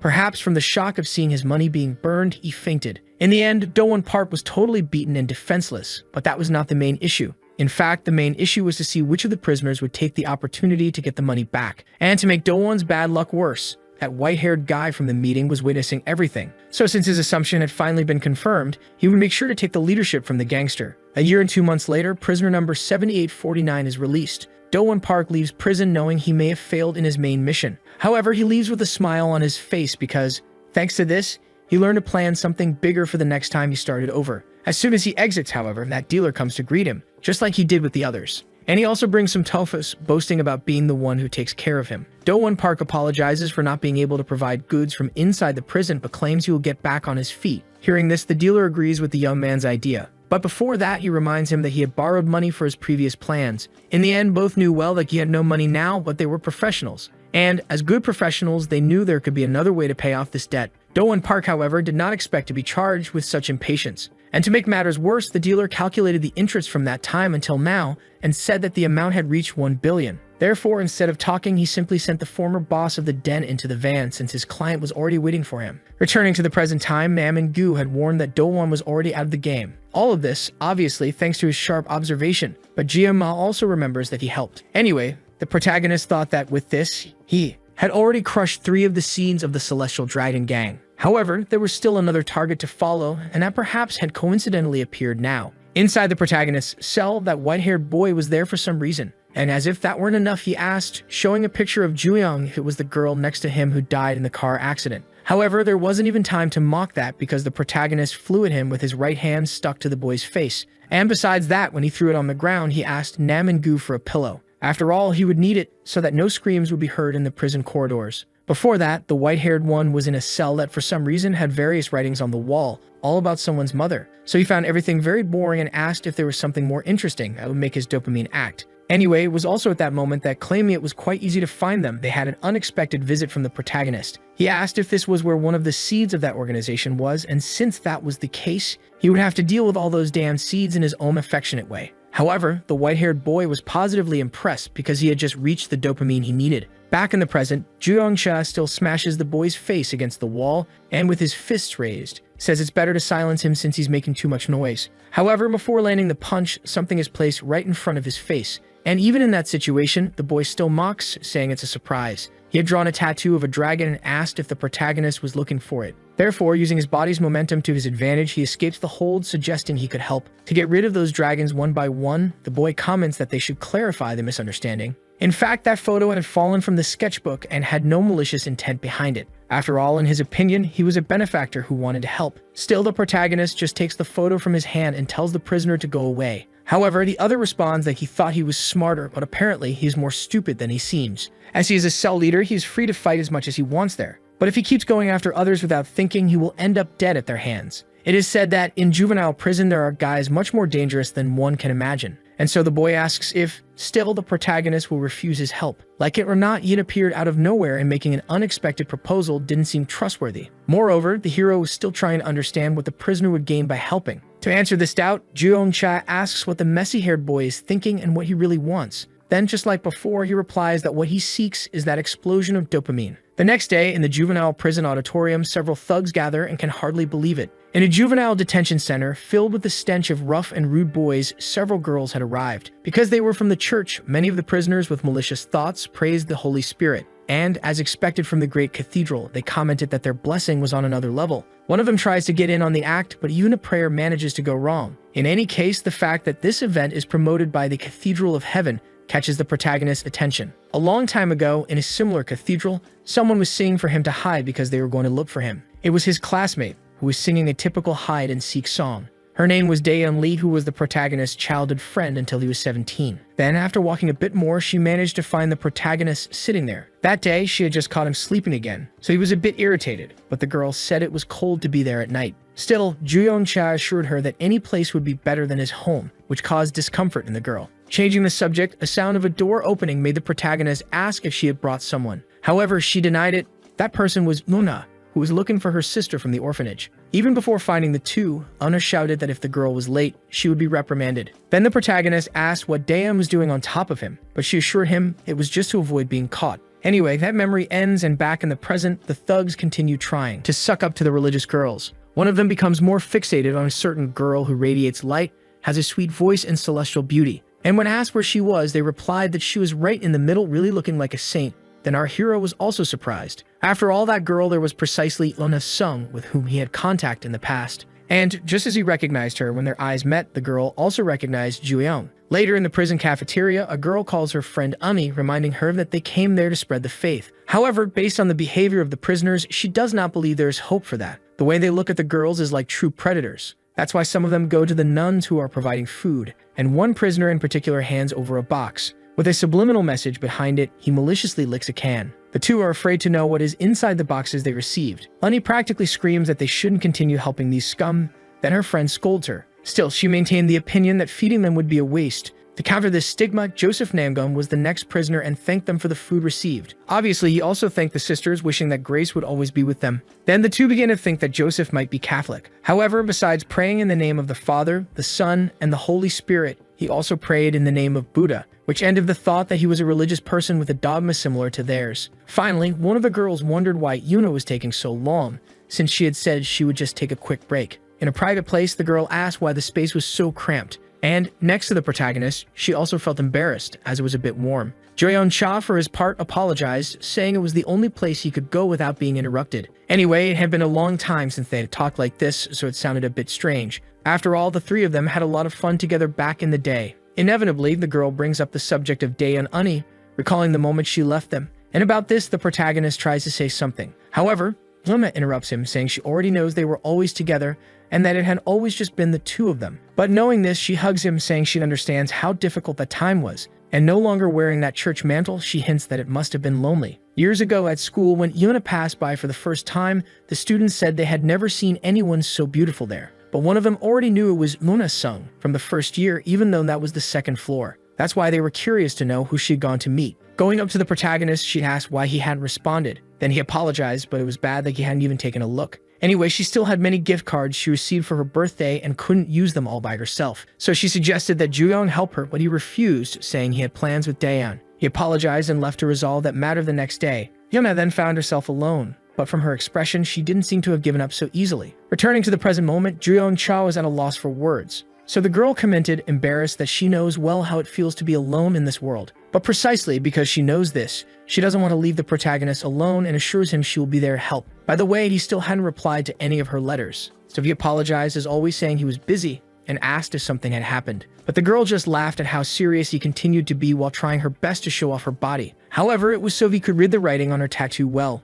A conversation outside about some Chief Kim interrupts the two. Guards hear that he is serving lunch and being starving, head over there. In this case, Anna remembers lunch and becomes desperate for having rested so much. So she says goodbye, saying it was good to see the protagonist after so long. And Joo-yeon-cha says the same, assuring her he will meet her outside in 3 years. However, about that, the girl warns that it won't be necessary because she will be back next week. From now on, the Cathedral of Heaven will make regular visits every Sunday. And for her, this will be great since they will be able to see each other more often. Later, the same question arises if the prisoners liked it, and dressed in an apron, she offers to clean up the mess. The bums behave somewhat politely, saying that as trash, they should take care of it, but she doesn't consider herself superior. Anyway, all that boring conversation disgusts the other girls, until one of them speaks loud enough for the protagonist to hear that the girl is flirting. One comments that Yuna has the courage to act like that with criminals, and the other nearly vomits. In the end, they conclude that rumor about the girl must be true, a certain rumor about her recently visiting motels. So the two mockingly comment that she is definitely a saint, but a saint of love who adores lust.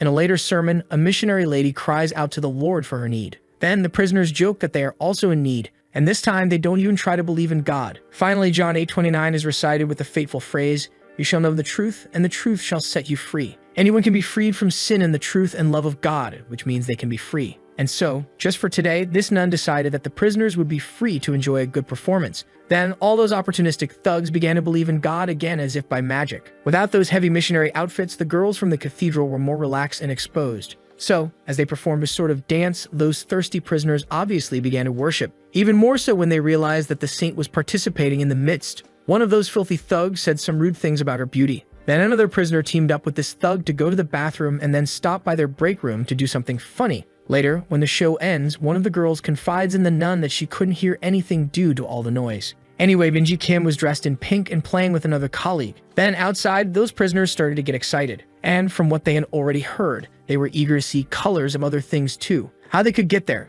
Maybe they could, but fortunately, the protagonist was there to show them the red they would see in hell. But before doing anything, someone did it for him and resurrected the 7th of the 10 Commandments. Joseph Nangbang recited, "You shall not commit adultery," crushing those two scoundrels for the sin they were about to commit. And for the blasphemy against the name of God, he also warned that he would not forgive them. When the door opens, the girls inside the locker room are confused. Yuna quickly goes to the protagonist to ask what is happening. However, before hearing the answer, she figures it out for herself upon seeing the bodies of the two thugs on the floor. At that moment, she goes behind the boy who asks if she is scared, and Yuna simply offers sincere apologies. A week later, at another one of those services, the nun speaks again about how God can forgive sinners. Meanwhile, in the donation warehouse, transporting the donated goods was proving quite difficult. And to make matters worse, there was a group of 3 armed prisoners behind him, lying in wait. Although they had been discovered, it was too late to react, so one of them lunged with a knife. Soon the other 2 did as well, trying to stab the protagonist together. However, using one of the water bales to defend himself, Juyeon Che simply responds that the heavens may punish them for this. After all, like it or not, they just damaged donated goods. Anyway, the protagonist crushes the bale, soaking all 3 of them. And while they are dazed, he goes behind them, saying he knows they are not the ones behind this. So he simply knocks all 3 to the ground and with a frightening expression asks who is the mastermind. However, at that moment, the storage room door is opened by one of the guards who questions what they are doing there. And to make matters worse, he notices that one of the missionaries is huddled in the corner of the storage room. Even the protagonist is startled as he hadn't seen her there. Given her condition, he begins to panic, thinking they had done something to her. However, the unexpected happens as Luna points to Juyeon Cha and says that he was the one who harmed her. A phone conversation asked how much a person charged, and it was agreed that she would send photos at 7 o'clock, which pleased an older man. A girl who was already there said that this man could no longer change his mind. It was Yumha who, charging 500,000 won, asked if he would really give that money. To which the man replied that yes, after all, he had enough to burn. Anyway, he began to focus on saying how beautiful she was and that she should thank the heavens. Moreover, he also asked her to sit next to him, since apparently he didn't know how that would work.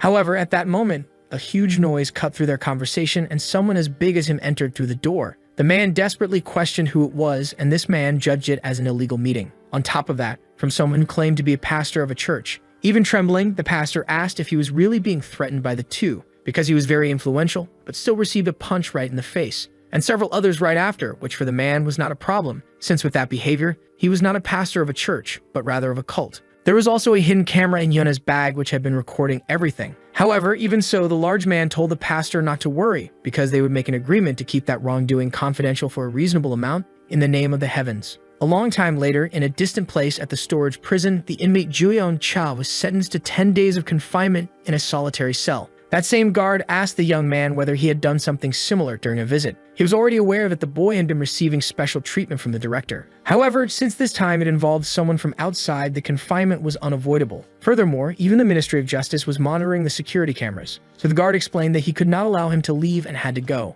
But not without expressing indignation while wondering how he could have done something so unacceptable inside a prison. Unexpectedly, on the previous day, his former friend had accused him of having taken certain wrongful actions against her. So he was still wondering why Yuna would do something like that. In the afternoon was volunteer day at the church, and after the event's commitments, in the youth prison parking lot, someone commented that it seemed to be God's will that they met again. After all, Joseph Namgung remarked that it had been a long time since he had seen Sister Yuna. She had heard that the place was corrupt, but had not imagined it would be to such an extent, to the point that an inmate could be wandering around there. Joseph said that the leaders of the cells in that prison paid a monthly fee to the director, which ensured a certain level of freedom. But even if that were not the case, he stated that being with Yunha was worth the sacrifice. Moreover, speaking with her, they reminded him of the old times when they conducted judgments of dissenters as true companions. Although his methods had been somewhat harsh and he had been accused of 30 cases of serious misconduct. Anyway, she had always been his reliable assistant, which was why he had asked for her help with this matter. to once and for all be able to deal with the problem concerning Jeong-cha. Back at that prison, no matter how much the protagonist thought, he truly could not understand. The circumstances, it seemed that someone had tried to set a trap for him. Those who had tried to intimidate him in a larger group with improvised weapons had merely been a distraction to buy time, and the real objective was to use Yuna to accuse him of attempting to harm a woman. However, in the end, at the most critical moment when the girl went to speak to the guard, she changed her mind and said that she had been saved. Luna accused the three of having dragged her to the place to harm her and presented Juyong as the hero. Then, at first, the guard simply asked his colleagues to take everyone outside. And this made the protagonist wonder how Yuna had ended up being used by someone. Who that person might be, he did not know, nor did he understand why she had changed her mind at the last moment. In the present, the protagonist called the officer saying he had a request to make. The guard obviously said that it could not be anything noticeable because of the security cameras. But the protagonist explained that he only wished for him to call someone to come there. Back in the parking lot, Joseph commented that on the first day the girl had visited the prison the previous week, she had hidden behind someone to avoid him, and he had noticed it when he saw her. He realized that she had already been influenced by that dissenter boy. Precisely because of that, he had given her an opportunity to judge him directly with her own hands. However, shortly after praising her so much, he asked why she had not done so. Luna asked, trembling, whether they could stop those judgments. She recalled that she had done everything he requested outside the prison until then, so the man asked whether she had forgotten that he still possessed those recordings. Since she had done well so far, all she needed to continue doing was to help as she always had. Moreover, he also mentioned the girl's mother, which was the final straw that made her stand and threaten to report him. Anna shouted that he had committed offenses and other things, but she was restrained immediately, without even having the chance to contest. And with the girl held down, Joseph called her a corrupted dissenter. However, he also told her not to worry, because he would purify her with a special method at that very moment. Luna cried out in despair as if she were about to die, but the man did not care since there was no one around to hear them. It was exactly the two of them there, and everything was unfolding for the worst, until the bus door shook and caught Joseph's attention. Slowly, a person begins to climb the steps of the vehicle, and the girl's crying comes to an end. At the end of that corridor, Juyong appears outside his solitary cell, determined, and then Joseph asks how he got there. He doesn't understand how the protagonist managed to get out of where he was. But, in any case, still on top of the girl, he asks him to wait a minute because there's something he needs to finish. And instead of shouting at Juyong, he simply presses the emergency button on the bus, causing the doors to close, because he was also about to start and finish what he came to do there. In that earlier conversation with the guard, when the person he called went there, she was confused. The boy with white hair was jealous that he had gotten a private room. He said he also wanted to go in there, but Juyong stated that he didn't want to play. In fact, the protagonist remembered that the boy had said before that he wanted to help because he was his benefactor, so he was demanding now, and he wanted proof of how the messy-haired one could help with anything. In this case, all that casual talk went away, leaving only one question. He wanted to know what he needed help with, but he needed to know every detail. Back in the present, the girl finds the protagonist again, and both seriously and angrily, he tells Joseph to get away right now. The prisoner's response is a joke about it being a religious activity. Then, even angrier, Juyong shouts that he's telling him to leave. And in that case, Joseph really stands up, saying he already mentioned it was just a religious activity. And he also mocks, saying it's hard for heretics to understand. Juyong moves first, not letting the enemy take advantage with a powerful punch to the gut, and then tells him to stop talking nonsense because, just for what he did to Yuna, he has already committed enough sins to deserve to be torn apart alive. Juyong-cha unleashes a flurry of punches against that criminal until all of his clothes are torn. But Joseph remains firmly standing without any damage of a human wall. He concedes, curiously praising the protagonist for being the first to attack only the vital points. But Juyong-cha responds with a kick, saying he won't explain anything to the criminal. Then Joseph first explains about his strength, but he says he didn't learn it from humans because, in his opinion, what he possesses was solely granted by God. After all, this is a blessed body, and he decides to prove it with his next punch, which makes the bus shake like an earthquake, revealing the face of God's angel, which to the girl's despair makes her friend fall to the ground. Joseph claims to be the one in charge of judging heretics and also asks if it's not true to affirm himself in front of his sister Yuna, a long time ago at the summer Bible camp for kids. Currently, Luna said she was living separately from her family because of debts, but by the grace of God, she prayed that one day she could be able to live with her mother again. Many thought she was amazing for not only having separated from her mother due to the debt caused by her father, but also for paying everything on her own. So they also felt compassion and prayed for her well-being. Later, in one of the camp corridors, the one who had been listening to everything before introduced himself, saying Amen. It was already late afternoon when he called the girl's name. Joseph introduced himself, saying he was one of those who participated in the Bible camp the previous week, and by a twist of fate, he heard about the unfortunate circumstance of his sister. Regarding the debts, he then said that there might be a way to help with that. A quick way to pay off such a large debt piqued her curiosity. especially since Joseph was proposing something he considered benevolent, wanting to judge the heretics, and from what he had already seen of her, the boy believed that Yuna had the perfect qualifications to help him. Returning to the scene on the bus with the heretic who seduced his sister in hand, Joseph prides himself on practically already coming out victorious and prepares to judge him mercilessly. However, he receives a strong blow to the back of the head, along with an embarrassed shout from Yuna, who with a simple umbrella tells him to stop that. Finally, he tightens the protagonist's shins and throws him away with force until he hits his head and makes the bus windshield crack. Anna can barely contain her worry, but she had another bigger problem to face, and it came in the form of a slap. And despite considering her corrupt now, Joseph again told her not to worry because he was about to start the purification. Before that, however, suddenly a chill runs down his spine and he falls to his knees, unable to control his body very well. The situation gets so bad that he starts to spit blood all over the bus floor. Then, to explain, the protagonist comments that the prisoner himself had said earlier he had praised him for targeting his blows only at vital areas. Therefore, even with a blessed body, he probably cannot withstand internal injuries. Joseph also argues that the protagonist does not seem to be in good condition. However, in his view, that is nothing to worry about. At least it is nothing compared to the pain his childhood friend has endured so far. With some cleaning products by his side and the enemy in front of him, he claims to have made a decision. Joyeon-cha insists that people like him who commit sexual crimes should be punished physically and also chemically. In other words, what he is proposing is a homemade castration procedure on the scumbag. In a memory, before they were in that juvenile prison, the protagonist asked if she wasn't being a bit exaggerated. However, the girl said no, as it was just one of the valleys she had arranged last time. Anyway, her expression didn't look good, so he asked if the girl wasn't enjoying the food. But that wasn't it.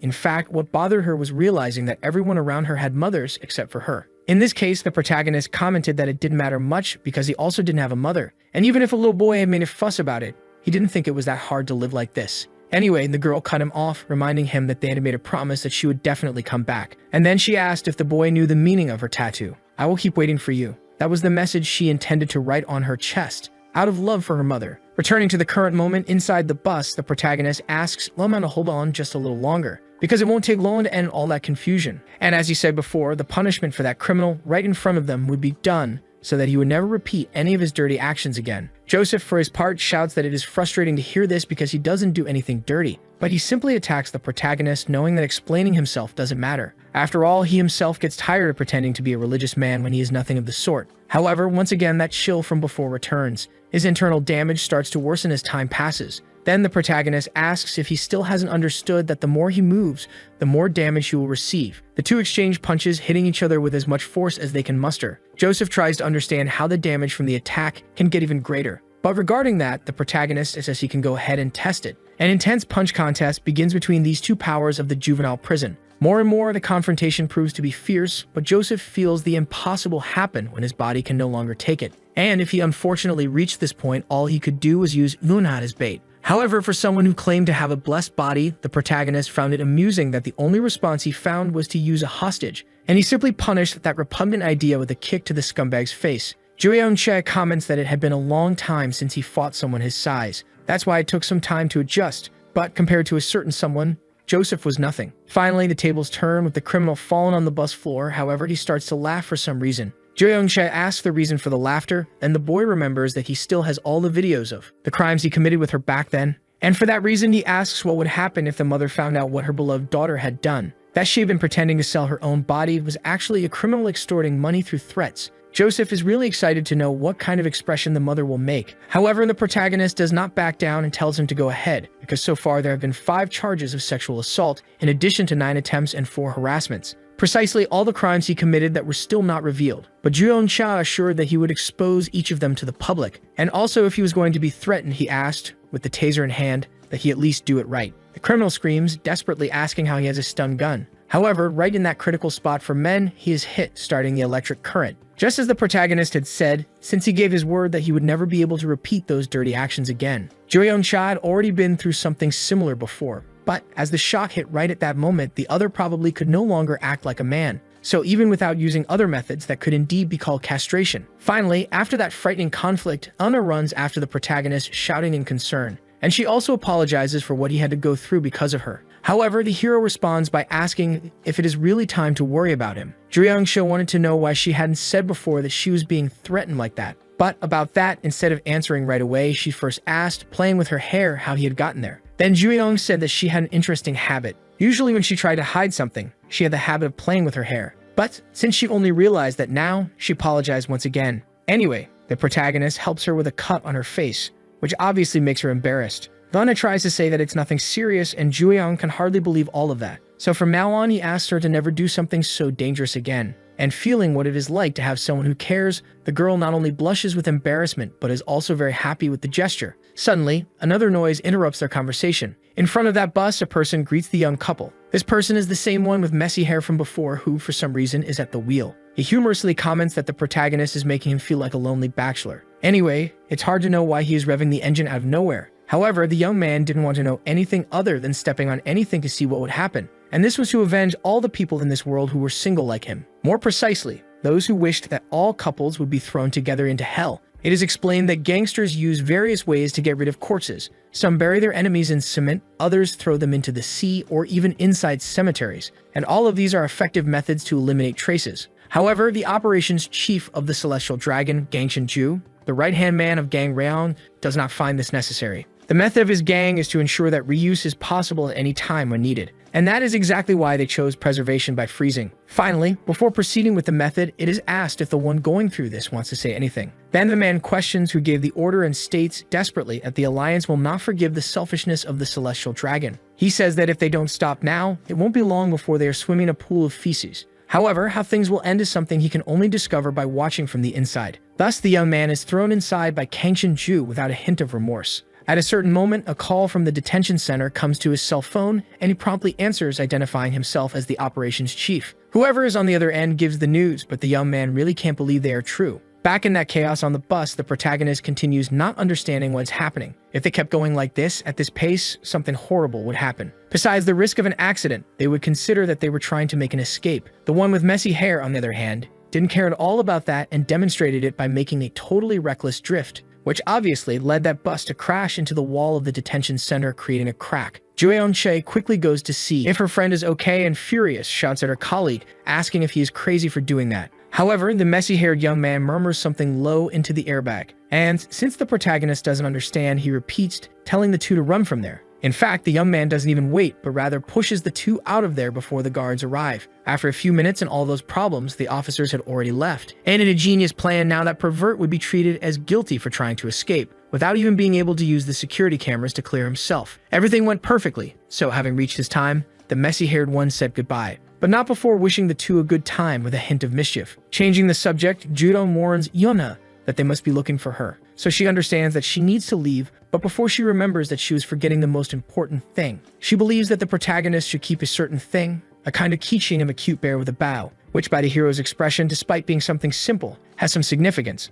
Some time ago, in a well-known gaming house, Daeyeon had won 3 times in a row, right on a machine where she said she was bad and managed to get 3 of those as a reward. Yuna practically urged the hero to try again, but he couldn't get anything. So since he had 3 keychains, Daeyeon thought it made sense to gift one to each of them. After all, the most logical thing was to share among people without family like them. After all, as the two already knew with this they could be together no matter where they were. In this case, the keychains would be a symbol of that promise. But although Una liked the idea, Juyeon found it the most cringe thing in the world. Still, he decided to keep it because, in Daeyeon's view, the more he looked at the doll on the keychain, the more he thought it resembled her. What was given to Juyeon-chae now Yuna had found while tidying up her friend's room. And since the keychain would represent the union of the 3, Juyeon felt a certain nostalgia. To add, Yuna explained that it had been on her desk, where it was easier to see. So remembering what she said about being similar, Juyeon agreed that the bear looked like it could be as disobedient as Daeyeon. Anyway, the time finally comes for Una to leave and she says her goodbyes. But instead of leaving normally, the girl runs out, which makes the protagonist find this behavior strange.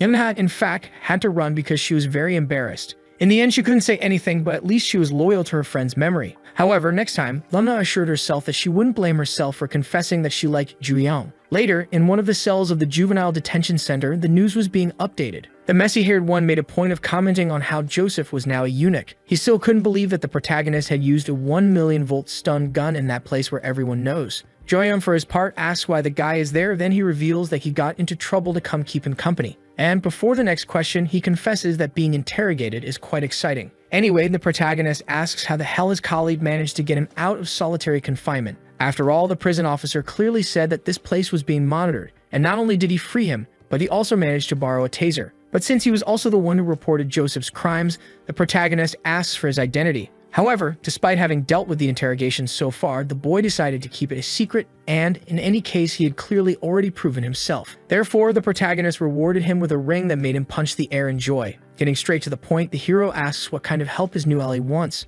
However, silence fills the room as soon as he finishes speaking, because unbelievably, at the moment of receiving his reward, the messy-haired guy had fallen asleep. Joo-young felt powerless in the conversation, but under the moonlight of the night, he took that bear keychain given by his old friend, determined to do something. That same night, a little way from the solitary confinement of just a while ago, a luxury car approaches through the forest, and from there a woman steps out, relieved not to have died on the trip. This is Haiwen Yu, an associate of the Celestial Dragon and a close associate of Gang Ryan, and now she's really curious to know why he built the Celestial Pavilion on top of the mountain. For the girl, the guy could have simply bought a luxury building in the city center, being the number 2 of the gang. In any case, she was sure he had a peculiar taste. So she quickly entered the meeting room, saying she had come as fast as she could. However, when she realizes what is happening, she apologizes. There were already many wreckages scattered on the floor, and yet she hadn't realized before entering that he was training. However, Gang Shinju serves a cup of tea, explaining that they just finished. Despite complaining a little earlier, Haiwen comments that the journey was great with the fresh mountain air. Then the boss says he is glad to hear that, but goes straight to business, asking if he needs to hear something. Therefore, Gangshin reveals that he has news about the young master. And by Raon's expression, it is clear that he does not intend to take this matter lightly. In the Celestial Pavilion, which is the NX region of Raon, in a more appropriate location shortly after, the three gather to discuss, because the boss in particular is curious to know more about his son. Gangshin explains that after the young master entered juvenile detention, he had several confrontations against cell leaders, and as expected, he defeated all of them, who coincidentally were seeds of the Celestial Dragon. So since he won at an incredible speed, one could say that Joo-young was at a high level. What Haiwen Yu agreed on, excited and embarrassed for having thought that others were promising. In her mind, it was clear that the father must be proud of his son's growth. But for Raon, at that moment, he could not even be considered a sprout, let alone a flower. In fact, he would only be a shoot, the first stage of a plant when it spreads its roots. It had been some time since he entered prison, but he had only faced a few leaders. And in the chief's view, if he were indeed his son, he would have shown more noteworthy achievements. So to give that little help that was missing, the chief states that they should put into practice the method to advance the blooming. Back to the daily life in prison, 3 students are startled by a scream. They even try to understand what they heard, but Yuntek Choi orders them to burn, as he had already said. Everyone tries to say it was just a joke, but talking without acting is something that deeply irritates the prisoner. Before being imprisoned, he was a normal high school student, or maybe not so normal, since he showed everyone how to discipline someone. More specifically, how to discipline his teacher, Mr. Kim. From what he had analyzed, the teacher was the type who talked without acting, so he made sure to keep the talker quiet in his own way. At another moment, other victims of his could barely respond, but Yuntek ordered them to stand up. In the end, he ended up in prison for disobeying court orders and reacting with aggression. Back to the present moment, a subordinate comments that he has some news about the newcomer. After passing it on, what reaches Yuntek is that Joo-young thinks he is the king of the jungle. So as he usually does, he decides it's time to show the boy his place. In another district of the prison, in the protagonist's cell, Namingu pulls a gesture of respect for his master who returned, which the others copy. Everyone got into the groove, treating the protagonist like a lord, even though he finds it embarrassing. Anyway, Jae-ma comments that the protagonist looks good, and he returns the compliment. Jo-young asks, but from what he heard from his friend, nothing happened while he was away. However, the hero notices that among the prisoners in his cell, one face is unfamiliar. Therefore, Namingu comments that the new guy seems very dumb, but he is a good person. Suddenly, a guard appears knocking on the door of cell number 36. He informs that everyone will be working outside in the afternoon and that they need to be ready in 5 minutes. Back in the cabin of the Celestial Dragon Chief, it is said that, in ancient times, they did something called poison jar. It would fill a jar with a bunch of poisonous insects and make a meal out of it. Thus, perhaps the last survivor could acquire poison skills. Similarly, in the juvenile prison, in an analogy, insects are being placed in a jar. Therefore, Ryong's son is forced to devour them to become even stronger. Haiwen was curious about these poisonous insects, but the chief explained that he had already put one in there. By the way, a very strong poisonous insect. Returning to the prison, Yuntek hears the news that the entire cell of the protagonist is working behind Building 5. So he finds this perfect, as he is furious about how confident the protagonist is acting. Yuntek has definitely had enough of this. In this case, his subordinate asks what he will do, but the guy doesn't care about the hero's status or needing a justification. In fact, Yuntek has already made up his mind that today would be Joo-young's last day. Elsewhere in the prison, red stains cover the body of prisoner number 7199. Jo-young is found lying on the floor like this by his friends, who scream in despair. Namin asks what happened for his chief to be bleeding, and the protagonist gets up, causing even more scares, but explains that, in fact, he is tired of trying to clean the red paint that stained his clothes. Anyway, the day ends with a lot of work. Nam-in-gu feels his body sore, and another from the cell comments that they should complain to human rights. However, the conversation is interrupted when the group notices more of that red color on the floor of the corridor. Nam-in asks if someone is painting around there too. However, the protagonist realizes that it is not paint, and soon his colleague also panics. After all, what was giving that color to the floor was the chief of cell number 37. This was the beginning of Rao's plan, who was eagerly waiting for his son to bloom like a flower and make him proud. However, he also had the notion that Juliang should be as careful as possible, because there was some chance of having its roots cut before reaching full maturity. And as previously mentioned about those poisonous insects, the chief made sure to place one of the best there, and with such care that they weren't quite noticing where the enemy was. Anyway, the protagonist's father's desire now was to test Juliang, to see if he would also be able to survive this new challenge. Some time ago, in cell number 36, the place was undergoing another major change, as they had to welcome a newcomer who didn't seem friendly at all. While some were scared because it was just when Juliang went to solitary, others were impressed. The fact was that he looked exactly like a guy who was causing trouble outside. That's why Nam-in-gu asked, worried what made him get arrested. Everyone was speculating about some kind of special robbery or perhaps murder. However, when they thought he would answer, the boy shouted a nonsensical onomatopoeia, and he kept shouting strange and crazy things like tweet tweet, chirp chirp. At least that's what they thought, because the one making those noises was a little sparrow he brought with him. The boy said he found it nearby, but was asked why he brought it. Then he explained that he felt bad for the abandoned little animal, even though this wasn't a nest. The little bird started to fly, and the boy ran after trying to catch it any way he could. In the end, Nam-in dismantled the first impression that the new member would be different from a loser. However, Jae-im continued observing from afar, curious, still not making hasty decisions, because coincidentally, that boy's sparrow landed exactly in the top drawer where Juliang's personal belongings were kept. Back to the present, in the bathing area, Nam-in comments that it's hard to believe all this is happening after the hero's solitary confinement. When that leader was taken to the hospital, he apparently had 23 fractures in his body. Nam-in feels scared just thinking about how long it will take to recover, and with no security cameras, the question remains, who could have done this? Definitely, that new boy in the cell is seen as a possible suspect by Jae-im. While they were painting the prison walls, even if just for a moment, there was someone who didn't see the boy with them. Moreover, he had a red stain on his shoes that from Jae-im's personal experience didn't seem to be paint. Putting this together with the scars on the novice's body, there was a good chance they were traces of some recent fight. Noticing his colleague distracted, Juliang calls him to leave soon. But this ends up being a cue for the bald guy to say what's on his mind. Nam-in is the first to make the suspicious hint public, the fact that the novice is covered in bruises and heavy scars. That's why, once again, they ask if he is part of some gang and what he did before coming there. Then the boy replies that they are just marks from the beatings he received from his father when he was younger. However, this excuse only makes the protagonist more worried.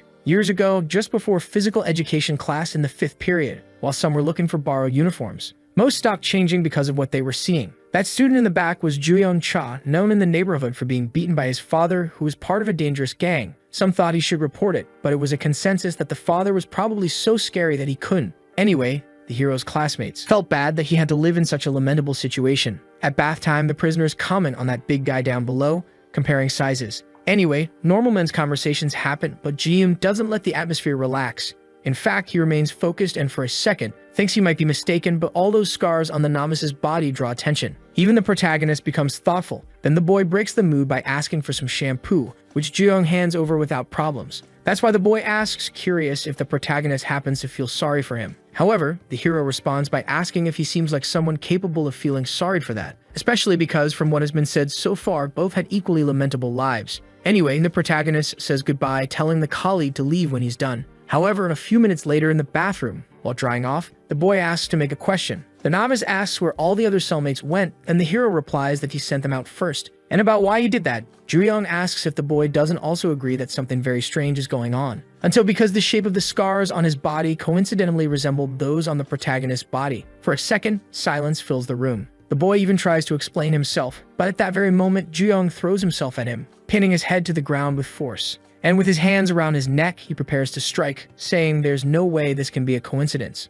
Regardless of how he sees it, for the protagonist, it's clear that these scars were made by his father. Since the newcomer had no tattoos, he wasn't recognized at the time, but now it was certain that it was the Gangryong clan who sent him. Naturally, the boy stayed quiet, and the protagonist was already expecting such a reaction. That's why he told him to keep his mouth shut if he could, because he doubted he would be able to continue like this for long. Back at the Celestial Dragon Clan complex, but a few good years ago, Haiwon reported that she had fulfilled a request to bring a bunch of talented boys there. Everyone there could be called emerging talents for the future, and she selected those who had no owner. Obviously, this was something that even the celestial dragon didn't know, so Ryong could use them however he saw fit. The expression on those boys' faces was pure fear, and for a second the chief analyzed what his subordinate had done. However, he questioned the fact that they had been chosen since, in his view, they were all just trash. It was clear that none would be able to kill a single person, and what he needed was a hunting dog capable of tearing apart its prey. That's why he asked to keep only the biggest one with the clan and simply throw the rest away. Hyman really asked if he was serious since she had worked hard to choose them. But since the chief didn't pay attention, one of the boys jumped on the big guy, sinking his teeth into his neck.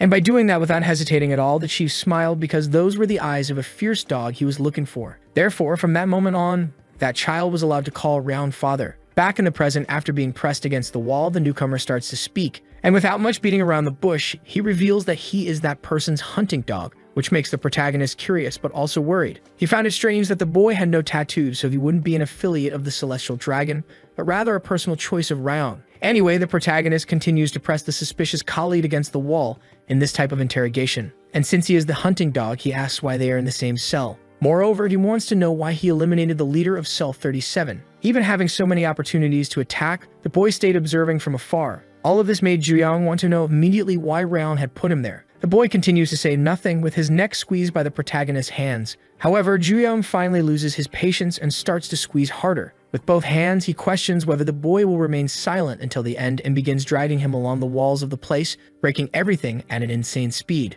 until he ends up throwing the newcomer into another corner of the bathroom with even more force than before. He starts to bleed, and the protagonist doesn't even think about releasing the boy's neck. Those damn memories of when he was a child and got beaten by that man were resurfacing. Then the hero's gaze showed an insane thirst for blood, which manifested through the strength of his hands. This would be the boy's last chance to give a convincing enough explanation. However, just at the moment he thought he would have an answer, Juyong realizes that the so-called spy had fainted. He had many chances to avoid it, but for some reason he still didn't resist. That's why the protagonist's curiosity about his father's plans reaches another level. The next morning, that sparrow starts the day by eating and making a lot of noise. Then, another cellmate tells the animal to go away, saying he's about to go crazy. Joyeon, for his part, continued to feel something strange. He had observed for several days after the incident, but couldn't perceive any suspicious behavior. On one of those planned occasions, Nam and Gu pretended to trip to throw his food tray on the newcomer. However, everything remained normal, even with his threats and intimidation. Even being technically humiliated, the boy didn't become hostile or react aggressively.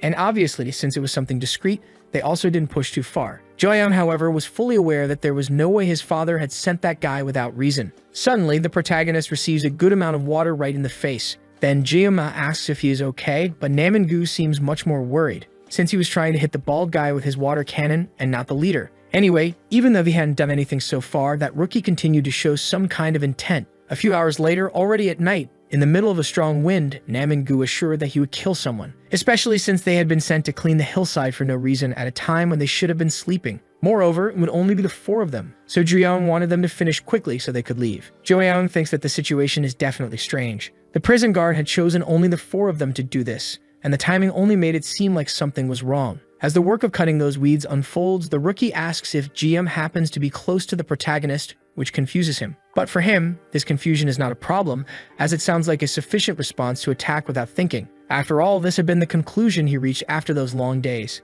Namin arrives at a terrible moment to ask the bald guy to switch roles with him. And coincidentally, this time he is also the first to notice and warn the others with a loud shout. Joyeon doesn't take long to arrive and ask what is happening. However, the blade in the rookie's hand revealed everything, along with the chaotic scene and his words about the hero being late. Anyway, at least now it was no longer necessary to say what the intention of whoever sent him there was. Returning to Ryong's base sometime in the past, the rookie was praised for becoming a bit smarter. Now he already possessed the teeth of a hunting dog that tears the prey's neck. And if it were up to his father, the boy claimed he would kill anyone without hesitation. That was good to hear, as it was exactly how it should be. Moreover, coincidentally, Ryong informed him that he had arrived at the right time to help with a certain request. The first of these requests was to enter the protagonist's territory and eliminate any external interference. The second was to observe Juyong in his daily routine and identify the people closest to him. And finally, the third, but not least important, was to kill those dear colleagues right in front of the hero. And all of this so that he could become the strongest son, just as Juyong had already predicted. Suddenly, two people start commenting that the rookie's father is completely crazy,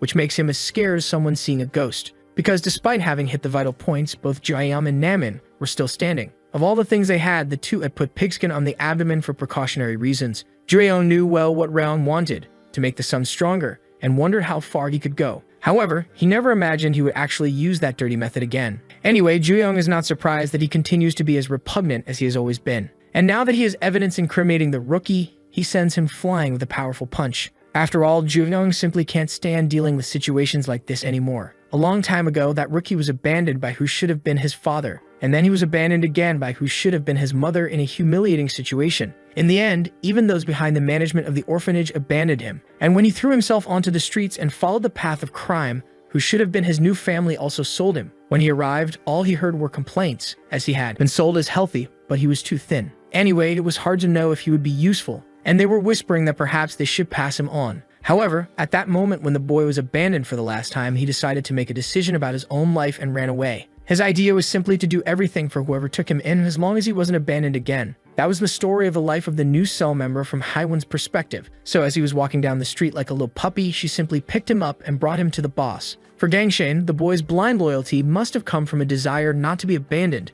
and the girl found that quite interesting. After all, it would be a fight to the death between two selected children. After that powerful punch, the protagonist asks his colleagues to go ahead and call the prison guards. They ask why they have to ask for help instead of joining the fight. Then the protagonist explains that all the events that have happened so far were staged scenarios. That's why he is sure they will cover up whatever happens there. But to prevent this from happening, Ju-young asks once again for them to hurry and call the guards to bring them to collect a corpse. According to the actions of the celestial dragon, the tattoo artist asks which of the two will win. In the view of the operations chief, the only similarity is that both were personally trained by the boss. In a fight unfolding between the boys, each lands a solid punch and is thrown back in a way that they seem like clones. This becomes even clearer when they strike and defend themselves with exactly the same kick. Moreover, a hook is thrown at the same instant in the same manner, as well as a well-placed kick to the stomach. Ju-young starts to feel more tired, but the rookie doesn't seem any different at all. Anyway, neither shows any desire to give up, so they continue with that mirrored attack confrontation. From everything Gang Shinju knows about their fighting style being similar, he believes they will likely be surprised by themselves.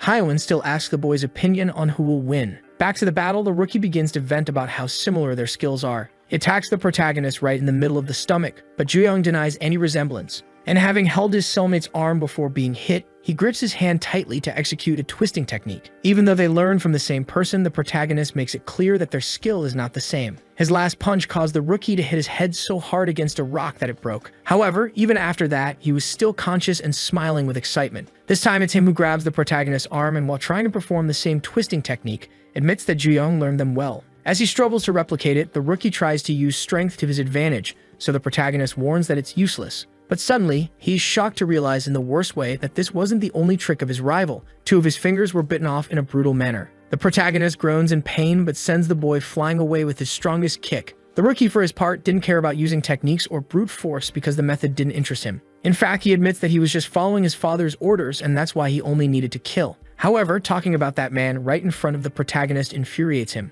Ju-young kicks the enemy again, telling him not to speak about it anymore if he doesn't want to die. This finally makes the boy fall backward to the ground, apparently defeated. From the tattoo artist's perspective, she didn't think it possible for that orphan to defeat the protagonist in a fair fight. And Gangshan had to agree, but only as long as they were unarmed. After all, things could change if either of them managed to get a weapon to use. Back to the battle, a tuft of the protagonist's hair is cut in an instant. Once Ryong gave the orphan a piece of advice that he keeps to this day. He said that the boy was talented with weapons and that he should use the blades he had now. Precisely because of that, all the cuts on his body are a consequence of his talent. They are results of his father's training in using those blades perfectly. Therefore, he doesn't care how strong Ju-young is nor why he is there. The fact that he is the biological son of the boss has no relevance to what he feels. After all, today will be the day he fulfills the mission of killing him with his own hands, just as his father ordered. Ju-young, however, responds by recalling what he had said before. He had already warned that if the boy didn't want to die painfully, he shouldn't speak of his father in front of him. But still, the kid dared to mention Ryong 4 times.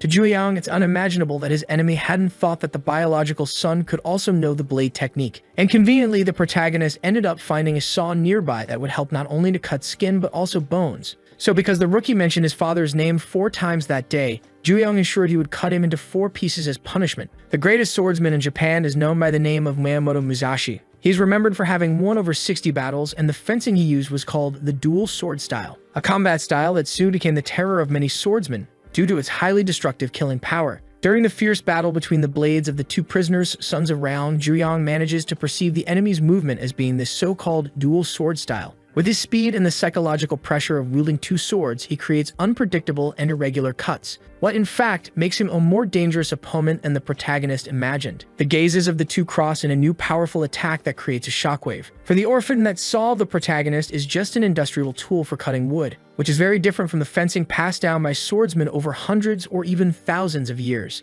And in his view, a simple saw would not be enough to replicate that. Moreover, that orphan had practiced fencing with maximum vigor since he could remember, and trained precisely with those two swords he now wielded, given to him by his father. Before, he had been taught the vital points of arteries and organs like the heart. If he attacked correctly, the person would be unconscious in a few minutes from blood loss. But the opponents would not be puppets, so they would fight and resist, making it almost impossible to aim accurately in real combat. That said, what they needed to do was reduce the enemy's chances of survival with a combined attack, and without hesitating for a moment to take the opponent's life. Keeping in mind that the fate of a hunting dog that does not do its job is to be abandoned. The next day would be the day of the test, so the supervisor let the boys rest. Among them, the orphan stayed in the corner, and that's why someone went to ask if the noise they heard was his stomach growling. A friendly boy asked if he was the newbie brought by his father, and since he had made an egg to eat, wanted to share. He didn't know much about other subjects, but he made an incredible fried rice. So despite being suspicious, the orphan ate like someone who had been hungry for days.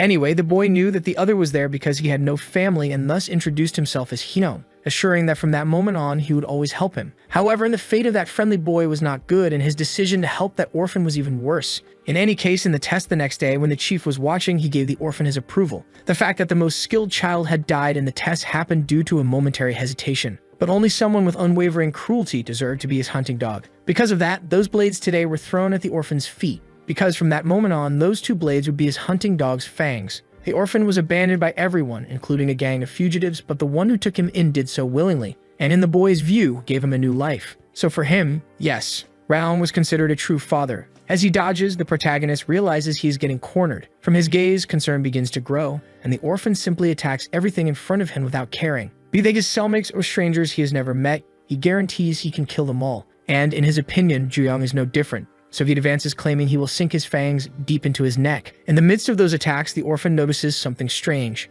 In his view, anyone can see that the protagonist is the prey. No matter how big the predator is, he is doomed to retreat under this kind of pressure. That's why the boy asks why the protagonist has the eyes of a hunter. Years ago, a knife was placed in the hero's hand with the purpose of stabbing his old man. Raong said that just once was enough because if he kept swinging his blade without hitting the vital points, it would be useless. The father stated that when his son faced an opponent with a sword in the future, he should not worry about the number of attacks. He should try to avoid fatal injuries and just wait for the opportunity when the opponent showed an opening to thrust his blade. When wielding a sword, he should be prepared to kill his opponent. After all, if he couldn't do that like on that day, that same sword would stab him in the heart. Back to the fight between the two, still fierce, the orphan's blades cross with the protagonist's saw, and a new attack seems to be the one that will finish the hero. However, his hunter's eyes show enough determination to scare the opponent. Clearly, he had been enduring the attacks, clearly wanting to do something about it. However, the orphan advances, saying it is useless to resist, because everything will end with this last blow. But when he gets close enough, Juyong finally finds the vital point he needed, and this time he doesn't miss the chance to end the fight once and for all, making the red color cover the entire ground. Juyong remained on the defensive, waiting for the right moment when his big move would be executed. But, as the orphan had said, the saw was a bit uncomfortable, especially because if he had a sword to use instead of it, it would be the enemy's neck that would have been cut, not half the tree. At this moment in the fight, those words from the old man return to the protagonist's mind. Then he thinks that it's not as if a saw doesn't have its advantages. The pain caused by the saw's jagged teeth tearing through flesh and the agony of feeling the dull metal scraping against bone would generate an indescribable torment, and compared to the cut of a sword, the pain he was about to inflict would be nothing. Despite all the threats, the orphan asks if the protagonist is really as confident as he claims. He questions how someone who has never killed a person in their life could do it now. The orphan practically mocks, asking to be killed, since if not, he will take revenge by going after Juyong's loved ones. And finally, he promises to drive his blade right into the hero's chest. Because of this threat, Juyong takes the situation seriously and comments that he has a special talent for irritating people, thus concluding the confrontation with one last move. However, the blade ends up not hitting the opponent's face as planned, as it breaks in half during the attack. In the end, the protagonist comments that he doesn't need to do this himself, since in his opinion, he can simply leave the boy there to bleed until he passes out. However, the orphan knew well what was happening. When Juyong pulled the saw, he broke the blade on purpose, but the boy's hunting dog mind couldn't understand the reason. Returning to the prison corridor where the infirmary is located, one of the main group prisoners shouts that he is going to die. Continuing, he alerts the doctor, saying that the newbie in the cell stabbed him. However, Jayama makes a point of saying that he was not directly hit, despite the boy's commotion. Finally, they start to argue about the confusion the new prisoner caused. But when the protagonist stands up, Jae-ma really wants to know what he did in that fight to leave the other in such a grave state. This, however, is enough for Ju-young to understand not only that he survived, but also Ryong's true objective. First, his father intended to hurt the people around him and provoke his anger. Secondly, by putting lives in grave danger to create as much chaos and confusion as possible. Finally, his strategy was to manipulate him into finally killing someone with his own hands. As a result, he would have crossed the moral barrier he had maintained until then as a human being. At that moment, if the orphan had at least not acted as if he were desperate to die, Ju-young could have done it. However, he realized and now knew that even inside the prison, Ryong was trying to mold him to his liking. The hero's new atmosphere frightens his peers, but he cannot contain the disgust he feels. Namin asks if the protagonist wants to be transferred to a private room, but Ju-young does not respond, still lost in thought. He didn't want to be misunderstood by his father, as taking control of the juvenile prison was his true goal. However, Ju-young was determined to deal with everything else in his own way. In an ambulance, speeding away from the prison, that orphan receives serum while being attended to by a nurse. At a certain moment, he wakes up but cannot thank for still being alive. His situation reminds him of a moment from childhood when two men were trying to restrain a dog. In their view, even if it was an animal, he should have realized he was being abandoned, despite having hunted pheasants and rabbits. At his peak, when a hunting dog fails to do its job, this is what happens. At another moment, when a collie had a failure, the father said he was disappointed, and repeated the phrase, saying that a hunting dog that doesn't work well is useless. Therefore, even though he was a child, he ordered that boy to be thrown away. Having remembered all this, despair begins to take over. The boy quickly removes the accesses he has in his veins and runs, afraid of being abandoned. If he returned like this, he would be discarded by his father, and he hated that, so he needed to complete his mission. The problem was that, for some reason, the door wouldn't open. But that reason appeared behind him, asking if he was trying to escape from the gang. Gangshin explains firsthand that a dog that tries to break its collar is immediately discarded. Then he asks if the boy has any last words, but even having been betrayed, he simply thanks,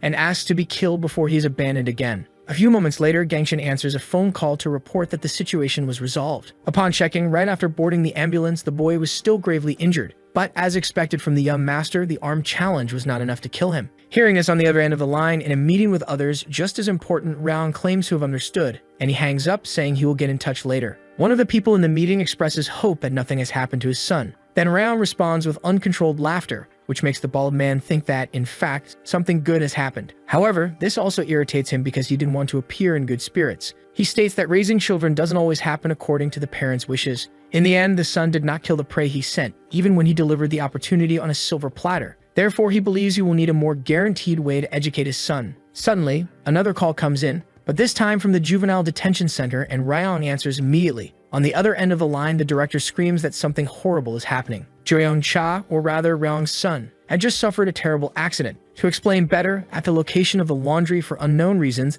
the protagonist began to cause a commotion. Regarding the commotion, Ryong asked the director to explain further. Soon after recovering, Ju-young went to a rather hostile place where he provoked several enemies. This time, his actions would truly put him in danger, and particularly, in the director's view, the greatest chance was that he wouldn't make it out alive. Many days ago, in winter, Ryong once went to the east of Siberia, a place where the federal government could not intervene to strike a weapons deal with the Russian mafia. But in the meeting area, there were dismembered mafia corpses everywhere, and in that same place, the boss came face to face with a kind of giant bear. It was at that moment he realized, in the face of absolute fear, that even he, Ryong-cha, could not react depending on the danger. As this story was being told to the protagonist, he asked about the bear's skin, and the father replied that he had hunted it long ago with his own hands. Still, according to the boss's words, the animal had torn the entire mafia to pieces. However, Ryong made a point of saying that it was possible to win as long as one knew how to deal with that. Soon the protagonist would be in high school, and it was time to plant this idea in his mind. The only way to transcend the limits of the abilities granted to the human species would only be achieved through a transcendent heart. The protagonist's father was someone who wanted him to grow strong in his own way, but in a safe place. He did not wish for his only blood son to die or become disabled. But our hero preferred to die than to enter his plans as a puppet. Those prisoners who came to confront him did not understand the reason for all this madness, but wanted to know where the store money was. Anyway, the protagonist was about to do what Ryong hated most, putting his own son in danger. Naturally, given the place he was in, the prisoners began to understand what was happening. In fact, all the money was inside the washing machine. They began to panic, as if that was the bribe they were supposed to give the director to keep themselves afloat. The protagonist knew this very well. In this case, the prisoners gave up on resolving the situation through conversation, but the protagonist attacked first, ordering everyone to come to him. The other prisoners wasted no time and attacked together, but they were all eliminated like the weaklings they were. What he was actually looking for were the cell leaders. Hearing this, an enemy attacked, shouting that he would not take orders from someone like Juyeon. However, he also suffered the same fate as the others, being slammed into the ground with a punch. In the end, everyone there ended up collapsing unconscious in the laundry. Finally, someone with the title of cell leader appeared, and seeing all those people in the situation the protagonist left them in, commented to his subordinates that it seemed they would have to go in. Still, regardless of the number of weaklings that came to confront him, Juyeon continued, knowing he would not be in danger. Thus, seeing that he had no injuries, he knew the plan would not work. That messy-haired boy, however, was the one who brought the store money when the hero ordered the theft. At this rate, the other cell leaders would surely not let this pass easily. But he did not know what the protagonist was trying to do or how he planned to get out of that situation. Even he could not imagine a way, but he was dying of curiosity to know. Later, in another corner of the detention center, the protagonist sits alone waiting for something, until that something finally finds him and begins to walk slowly in his direction. This is Guan Yun-woo, and his appearance is that of a rather hostile bald man, as he heard that Juyeon stole his money and put it in the washing machine. In response, the protagonist said he was just trying to take the money. Then the bald man replied that he still hadn't understood how serious the situation was, and he asked if he thought he was the only cell leader coming to collect for this misunderstanding. In fact, from what was being shown, many were unhappy with the losses they had suffered. Juching, leader of Cell 4, also didn't like the protagonist at the meeting. Sejin Hong, leader of Cell 17, on his part, comments that there is nothing he loves more than strong men. The twin leaders of Cells 12 and 13, Jiwon and Juwon Min, truly do not like the hero. Meanwhile, Hinansu Yu is desperate for having lost all his money. At this rate, Shul Ryu, leader of Cell 7 in Block 2, comments that all the stores will close. Junhyuk Lee from Cell 19 in Block 4 believes they should charge the protagonist's family. His colleagues, on their part, unfortunately watched the situation from inside the cell, desperate. After all, the protagonist was facing simply all the cell leaders. Nam In-gyu finds it strange because there was no meeting scheduled for today. The atmosphere is also strange and makes him feel like he could die at any moment. Anyway, another person calls the protagonist, giving him for the first and last time a chance to apologize for his actions. This is Minchul Jum from Cell 1 in Block 1. Joyeon even hears this proposal, but it seems none of them show a willingness to listen to something like that. In the view of the criminals, anyone who disturbs the order must be immediately eliminated. This is the trait that unites them. What the protagonist's father was about to instill in him that day was the way to transcend human limits, the form called transcendent heart, transcending the mind using emotions as a means to go beyond one's own limits. Simply put, it was a state that quickly elevated most human abilities, and Rayon asked him to observe closely, demonstrating such ability with a simple slap on the ground that extinguished all the candles. That was his final lesson for the protagonist as a biological father. Back in the present, as the criminal's fist approach, Juyeon begins to calm his own heart. Then, in the last moment, in a fraction of a second, he strikes both of them squarely, making them fall to the ground like ragdolls. Even his colleagues can't believe it, and inevitably, the other leaders begin to feel fear. After all, the protagonist had just defeated 2 cell leaders with just 1 attack. In the end, the messy-haired boy loved the situation. Joyeon was causing a great commotion, and he wondered how he would get out of this. But now he realized that instead of planning an escape, the protagonist wanted to defeat everyone. Joyeon, for his part, never wanted that thing his father instilled in him, even if it meant he had to die. However, given the situation he was in now, he didn't think he had much choice. In 2003, in North America, an ordinary housewife flipped her car to save her daughter who was trapped under a tire. In 1979, in North Korea, motivated by the desire to escape the dictatorship, a person swam in seawater with a temperature of -14 degrees for 12 hours. In 1732, in Africa, a man driven by a burning desire for revenge against a rival tribe fought for 47 seconds wielding a spear even after his heart stopped beating. Similar to these scenarios, sometimes in this world, superhuman phenomena occur where humans surpass their own capabilities. This is not about miracles or incredible coincidences of fate, but rather about emotions.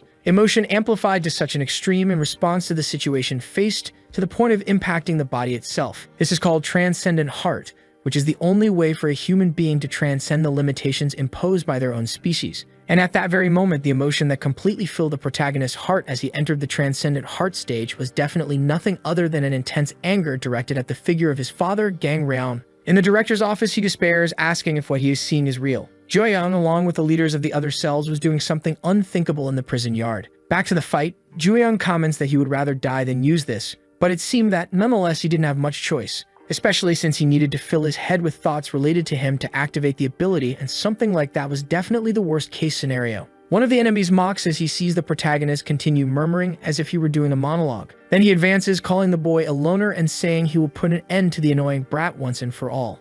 Because, according to him, he was the one who truly knew what it meant to always be alone. Unlike the other leaders, Hyeonsu had always been alone, so even the sound of the others' cheerful conversation was irritating. In his view, all he did was discipline those noisy brats, yet the world began to treat him as if he were a demon. Regardless of that, the maniac receives a blow right in the middle of his stomach, being thrown far away and scaring even more his fellow cell leaders. And Juyang ends up saying that no one cares about his sad story. At that moment, right behind him, Jun-Yuk appears, aiming for the hero's Achilles tendon. And just thinking about the sound you would hear when cutting, he feels joy. The sound of tendons tearing and ligaments contracting. When those sounds vibrate in his eardrums, they send chills throughout his body. Hyansu was particularly sensitive to sound since childhood, and that's why people called him a genius, until the day everything changed. But his story is also interrupted by a brutal blow from the protagonist, who sends the secondary character back to irrelevance. In the protagonist's cell, his colleagues can't understand how he defeated 4 big fish so quickly. Joyeon, for his part, shows no fear and tells all the remaining enemies to keep coming. Then, one of the bravest accepts the challenge and attacks the boy, throwing him against the wall. This time, Chul takes on the role of ending the fight.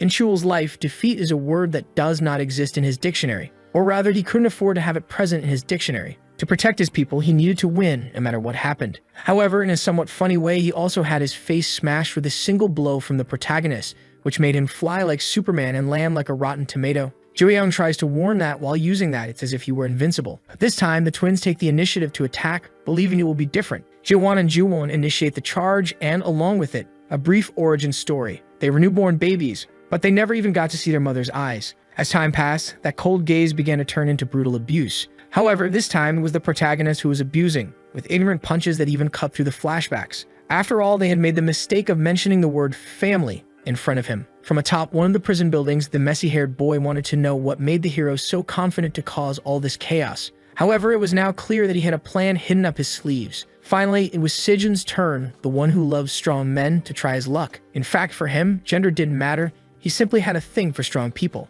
After all, the world is vast and people have all kinds of tastes, but for him, now the world was reduced to the protagonist's hand crushing his face against the ground. After all this display of strength, the last one appears, impressed that the protagonist had defeated the others so easily. So he claims he wants to fight with the due respect of a member of the Celestial Dragon. Finally, the protagonist was going to face one of the members of that Dan clan who was already prepared. Everyone's attention was focused on the fight that was about to unfold at that moment between those two powers. And so the night passed and morning arrived, with the sunrise revealing the state of the last leader, which meant that 9 had already been eliminated. Anyway, even having won, it took longer than the boy expected. The director, in turn, looked pale as if he were watching an action scene from a movie. Ryong had still not been informed of what was happening and wanted to know if his son was safe. However, in an instant, the protagonist was already well ahead of the director with an expression of someone who could kill whenever he wanted. Because of this, it wasn't difficult to take the phone and join the call with whoever was on the other end of the line. And as he already knew who the director was talking to, Juyang simply greeted his father since it had been a long time.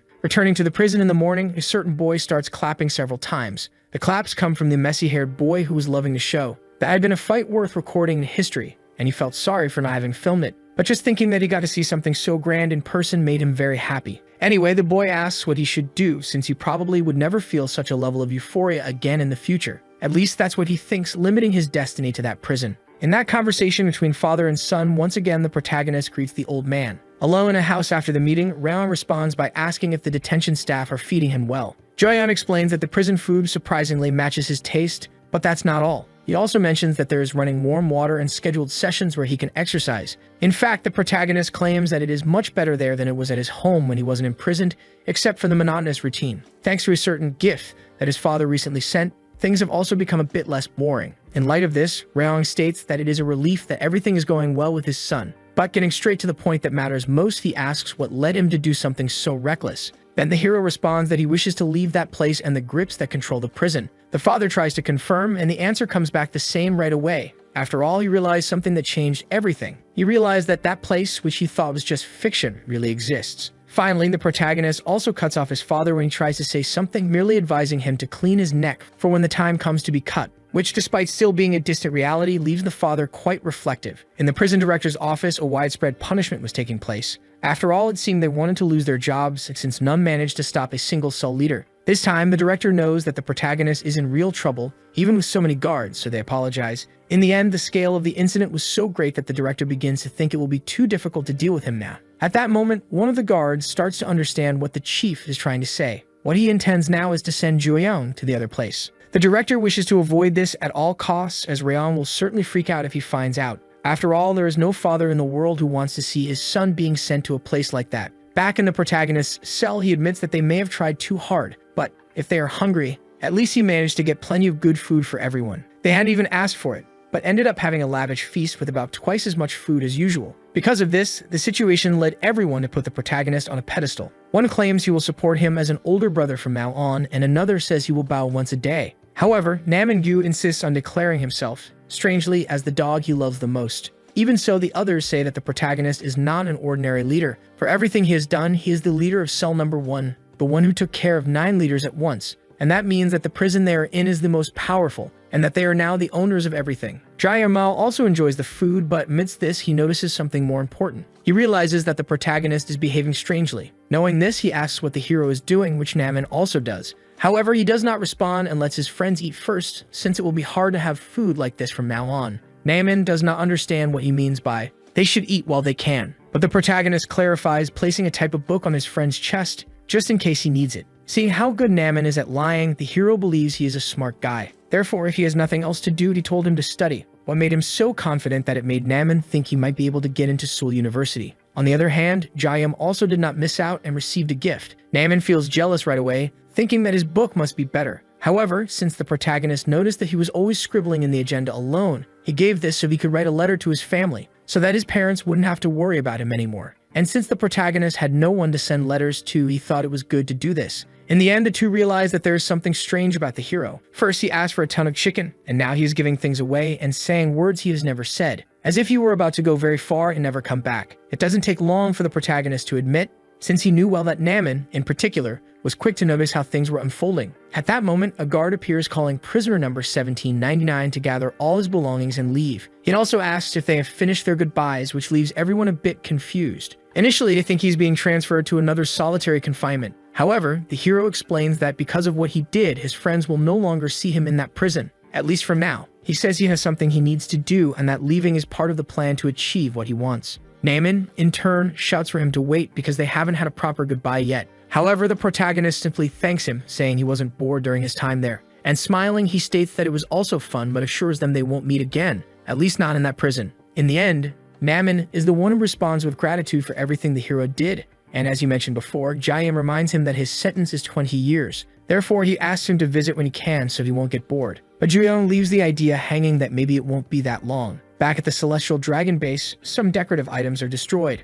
In fact, much more than simple decorations. After all, a father was angry with his son. Raon was furious, enraged that his son had no idea how much he cares. In his view, it was still not the time for Joo-young to destroy that place. Because what awaits an insect that escapes from a jar is simply another, even bigger jar with a more poisonous insect. So all he can do is hope his son stays focused. On the night of the same day, the guard accompanying the protagonist asks if he knows where they are going. Although it is confidential, he believes he can share it now. He then reveals that there is another prison beyond the first section juvenile prison, one that has never been disclosed to the public. Within that same structure is the second section juvenile detention. This is the first time the protagonist has gotten so close to that place. Before, he knew he needed to think of the quickest way to escape his father's clutches until he finally reached his neck. In this case, the one with messy hair had given an idea, a rumor that circulated like an urban legend. They said that was not the only juvenile prison existing there. They said that behind the trees, behind the cells, there was another detention center for those who messed everything up, which seemed completely absurd. Anyway, the boy only shared it for fun and asked him not to think too much about it. But since the topic was mentioned, the protagonist decided to ask for one last favor. About all the money that the cell leaders used to bribe the director, he thought it would be a good idea to steal it all. Back to the present, after a not-so-long walk,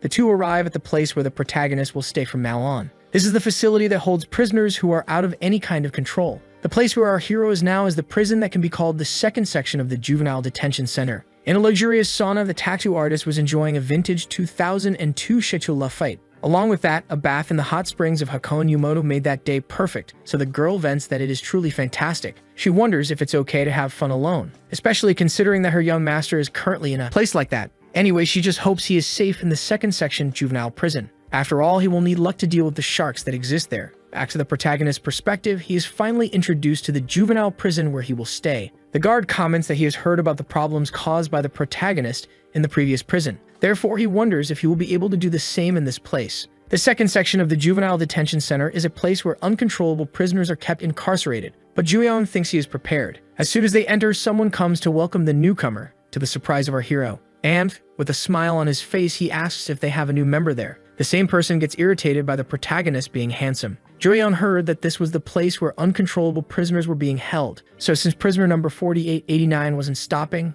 the fight could happen. However, he simply informed that he was going to the infirmary and that he had already communicated this earlier. Therefore, the guard remembered and continued showing the place to our hero, who began to find things strange. After all, everyone he saw around him didn't seem like uncontrollable prisoners. In fact, the young people beside him all seemed to be ordinary prisoners. Just for that reason, the place was so mysterious, and the feeling of discomfort grew even stronger. The guard asks if the hero is surprised that the environment seems more normal than expected. However, he warns that soon he will discover the secret that makes that place so different. It is said that just ahead is the director's office, and before entering the room, a painting of a bleeding megalodon biting its prey catches the eye. Both the fish and the corals, the sand, the ambient temperature, and the proper humidity are important. In addition, light for 8 to 12 hours with the correct pH and balanced oxygen. If one creates such an environment and common glass tank, it is said that they will have an ecosystem in their hands, and that there is nothing more beautiful and harmonious. When looking inside this aquarium, the director feels as if he were God. This is Chang-ma, director of the second section. He created the system of Section 2 inspired by an aquarium, using order and beauty as a foundation. A common prison has an annual accident rate of over 20%, but here, where they are now, the average is less than a tenth of that. Chang considers this achievement something incredible for a place with uncontrollable prisoners. That is why he asks the new inmate what he thinks of this system. Without even hiding it, the protagonist states that he does not understand. But the director makes an effort to make things easier to comprehend. He explains that inside an aquarium there are all kinds of fish, but they do not attack each other as they do in the ocean. And the reason for this is that in the aquarium, disconnected from the outside world, there is a predator at the top of the food chain. This predator is the overwhelming shark, which imposes itself over the others. Unlike the sea, whose space is infinite, in this aquarium the fish have nowhere to run, and a shark at the top keeps them on constant alert just with its presence, preventing them from fighting. Ironically, it is the presence of a predator at the top of the chain that allows for the maintenance of peace. That said, Chang asks once again for the protagonist's opinion, since he can now be considered the newest shark present in that inmate aquarium. Regarding the director of Section 2, Haewon comments that he was a famous social and criminal psychologist who participated in conferences abroad. But one day, when he came to Korea and was appointed director of a juvenile prison, he surprised everyone. He became a nuisance, even for the Heavenly Dragon. Unlike the director of Section 1, who was easily bought, Chang did not respond to any kind of bribery. After all, his real interests were only in the prison system he created, and he called it something like the shark paradox. Thinking that there is such a dark side to a state institution makes one question what the government was thinking. And if focusing on the bad side, what fits that description the most is the director of the place himself. After all, he is truly no joke. That is why, for the first time, Haewon considers that the young master is indeed in danger. Back to the conversation in the director's office, the protagonist asks if that is really the shark. Then Chang replies that yes, revealing that all the prisoners he has seen so far were just fish. As for the rest of the composition, he decides not to repeat it, since it was already clear that there was the necessary environment to be an aquarium. As the predator at the top of the food chain, he is the shark and can simply swim as much as he wants. Despite this, the hero responds to the statement saying he really has no idea what the director is talking about. Moreover, he states that he does not care, and if the conversation is over, turns to leave. That is why Chang begins to murmur that there is nothing more exciting than explaining his theory to someone who does not understand. And with the protagonist being one of them, he flies at the boy's neck in an instant, pinning him against the wall and creating a huge crack in it. After all, this is the way that makes the most sense to help Joo-young understand his situation. The director of the juvenile prison of Section 2, Chang-ma, is a dual citizen of the United States and South Korea and studied social psychology at an Ivy League university. He received recognition for his research work in academic circles, where the United Nations Research Institute for National Development and the MIT Study Center offered him positions. Even so, he chose to return to Korea. In a conversation, someone tells the doctor it is an honor that he chose the country. The reason they wanted to see him that day was due to concerns about his appointment as director of the juvenile prison. A bureaucrat warned that there were young offenders whose violent crimes made them completely uncontrollable. Chang in turn proposed a social correction experiment aimed at these difficult-to-manage individuals. After considerable effort, he managed to gain approval within the legal framework of the country. Still, if the prisoner control experiment failed in that section, everything would be lost. In the end, the reason the government approved Chang's absurd plan was not only due to his research achievements, but also because of his overwhelming military capability, which allowed him to suppress violent criminals in emergency situations. After all, he was a former member of the United States Special Forces. Moreover, he is also a sociologist, and in his view, one's duty is to explore the phenomena occurring in society. Because of this, holding the protagonist by the neck, he asks what kind of shark he is and lands a monstrous punch that simply destroys everything in its path. Fortunately, when the dust settles, the protagonist had already dodged away, but this only makes the director even more curious. In the blink of an eye, he disappears and reappears behind the boy, determined to clarify these doubts. This time, Wancheng manages to hit the hero squarely right in the middle of the abdomen, causing him to crash backward against a table full of personal belongings. It is said that currently 4 sharks are incarcerated in this prison, and that the director, obviously, differentiated them in his own way. Now, as quickly as possible, while Wancheng attacks relentlessly, he asks the protagonist to show what kind of shark he is. In fact, he practically begs, and finally, what he was looking for happens. For Juyong holds back his attack, making the director feel fear and soon disappears again, further amplifying that sensation. In contrast, our hero displays an extremely confident expression completely opposite to what the director had imagined until then. However, at a certain moment, Wancheng starts laughing, saying it's unbelievable spectacular, among other adjectives including even swear words. Finally, Wancheng calls the guard and asks him to bring a certain thing immediately. He explains that in that prison there is a rank called Special Management. Personally, he prefers to call them sharks, but unfortunately, the superiors did not approve the term due to a lack of sense of humor. In any case, a box with the protagonist's new uniform and a black badge is delivered to him. In most Korean prisons, badges determine the level of dangerousness and the sentence of the inmate, ranging from white to red. But in that prison there are only 2. White badges for general management and black for special management, which, in the director's opinion, the protagonist would quickly understand the meaning. Anyway, Wancheng waits until the noises finish, ensuring he is alone, then begins to mentally review that, even having attacked 21 times, Juyong incredibly had more opportunities. In the end, he was still surprised, as the boy's attitude was as if he didn't even deserve attention. The moment Juyong disappeared was the one that stuck most in his mind. That's why, literally, this was the first time he encountered a case he couldn't classify. Now he wishes to use any possible method to discover both the strength and the true identity of Juyong. However, for now, he can only analyze and wait for him to reveal it on his own. Sometime later, in the Juvenile Detention Center, in the first floor common room hallway, a person screams for a clear reason. After all, the shark was coming to their cell. They comment to their colleague, who is obviously scared, but the other one tells him not to worry as he has a plan. First, they would block his line of sight and then use a rope to suffocate him and dispose of the evidence in the toilet. That was the best plan they found to face the great evil called shark. Finally, the said predator, Juyong, arrives at the place asking if he is in the right room. Then the two, still hidden in the shadows, take a deep breath and remember the first step of the plan. Taesun Woo, however, does exactly the opposite of what he said, presenting himself like a loyal puppy. In this case, Yono Jung has no choice but to go along with it. Finally, Juyong observes the situation calmly and understands that those are the fish the director had talked about. But as this is his new area of coexistence, he comments, from what he can observe, that it's not bad at all. Changing the subject, he quickly asks where his bed is, so the two rush to try to be helpful in some way. Taesun starts promoting the mattress, trying to see if the protagonist is interested in lying down. Joyam, for his part, comments that he will only do so after the roll call, which should be soon at night. However, neither of the boys understands what he is saying. They explain that the prison authorities don't do that there, and that they are free to do whatever they want. This concept of freedom within a prison makes Juyong think, because even with so few restrictions, the incident rate in that place was close to 0. After a rather hectic day, night falls on the prison along with an uncomfortable silence in the corridors. Taesun, however, sleeps peacefully, dreaming of healthy things like using hydrochloric acid to dispose of bodies.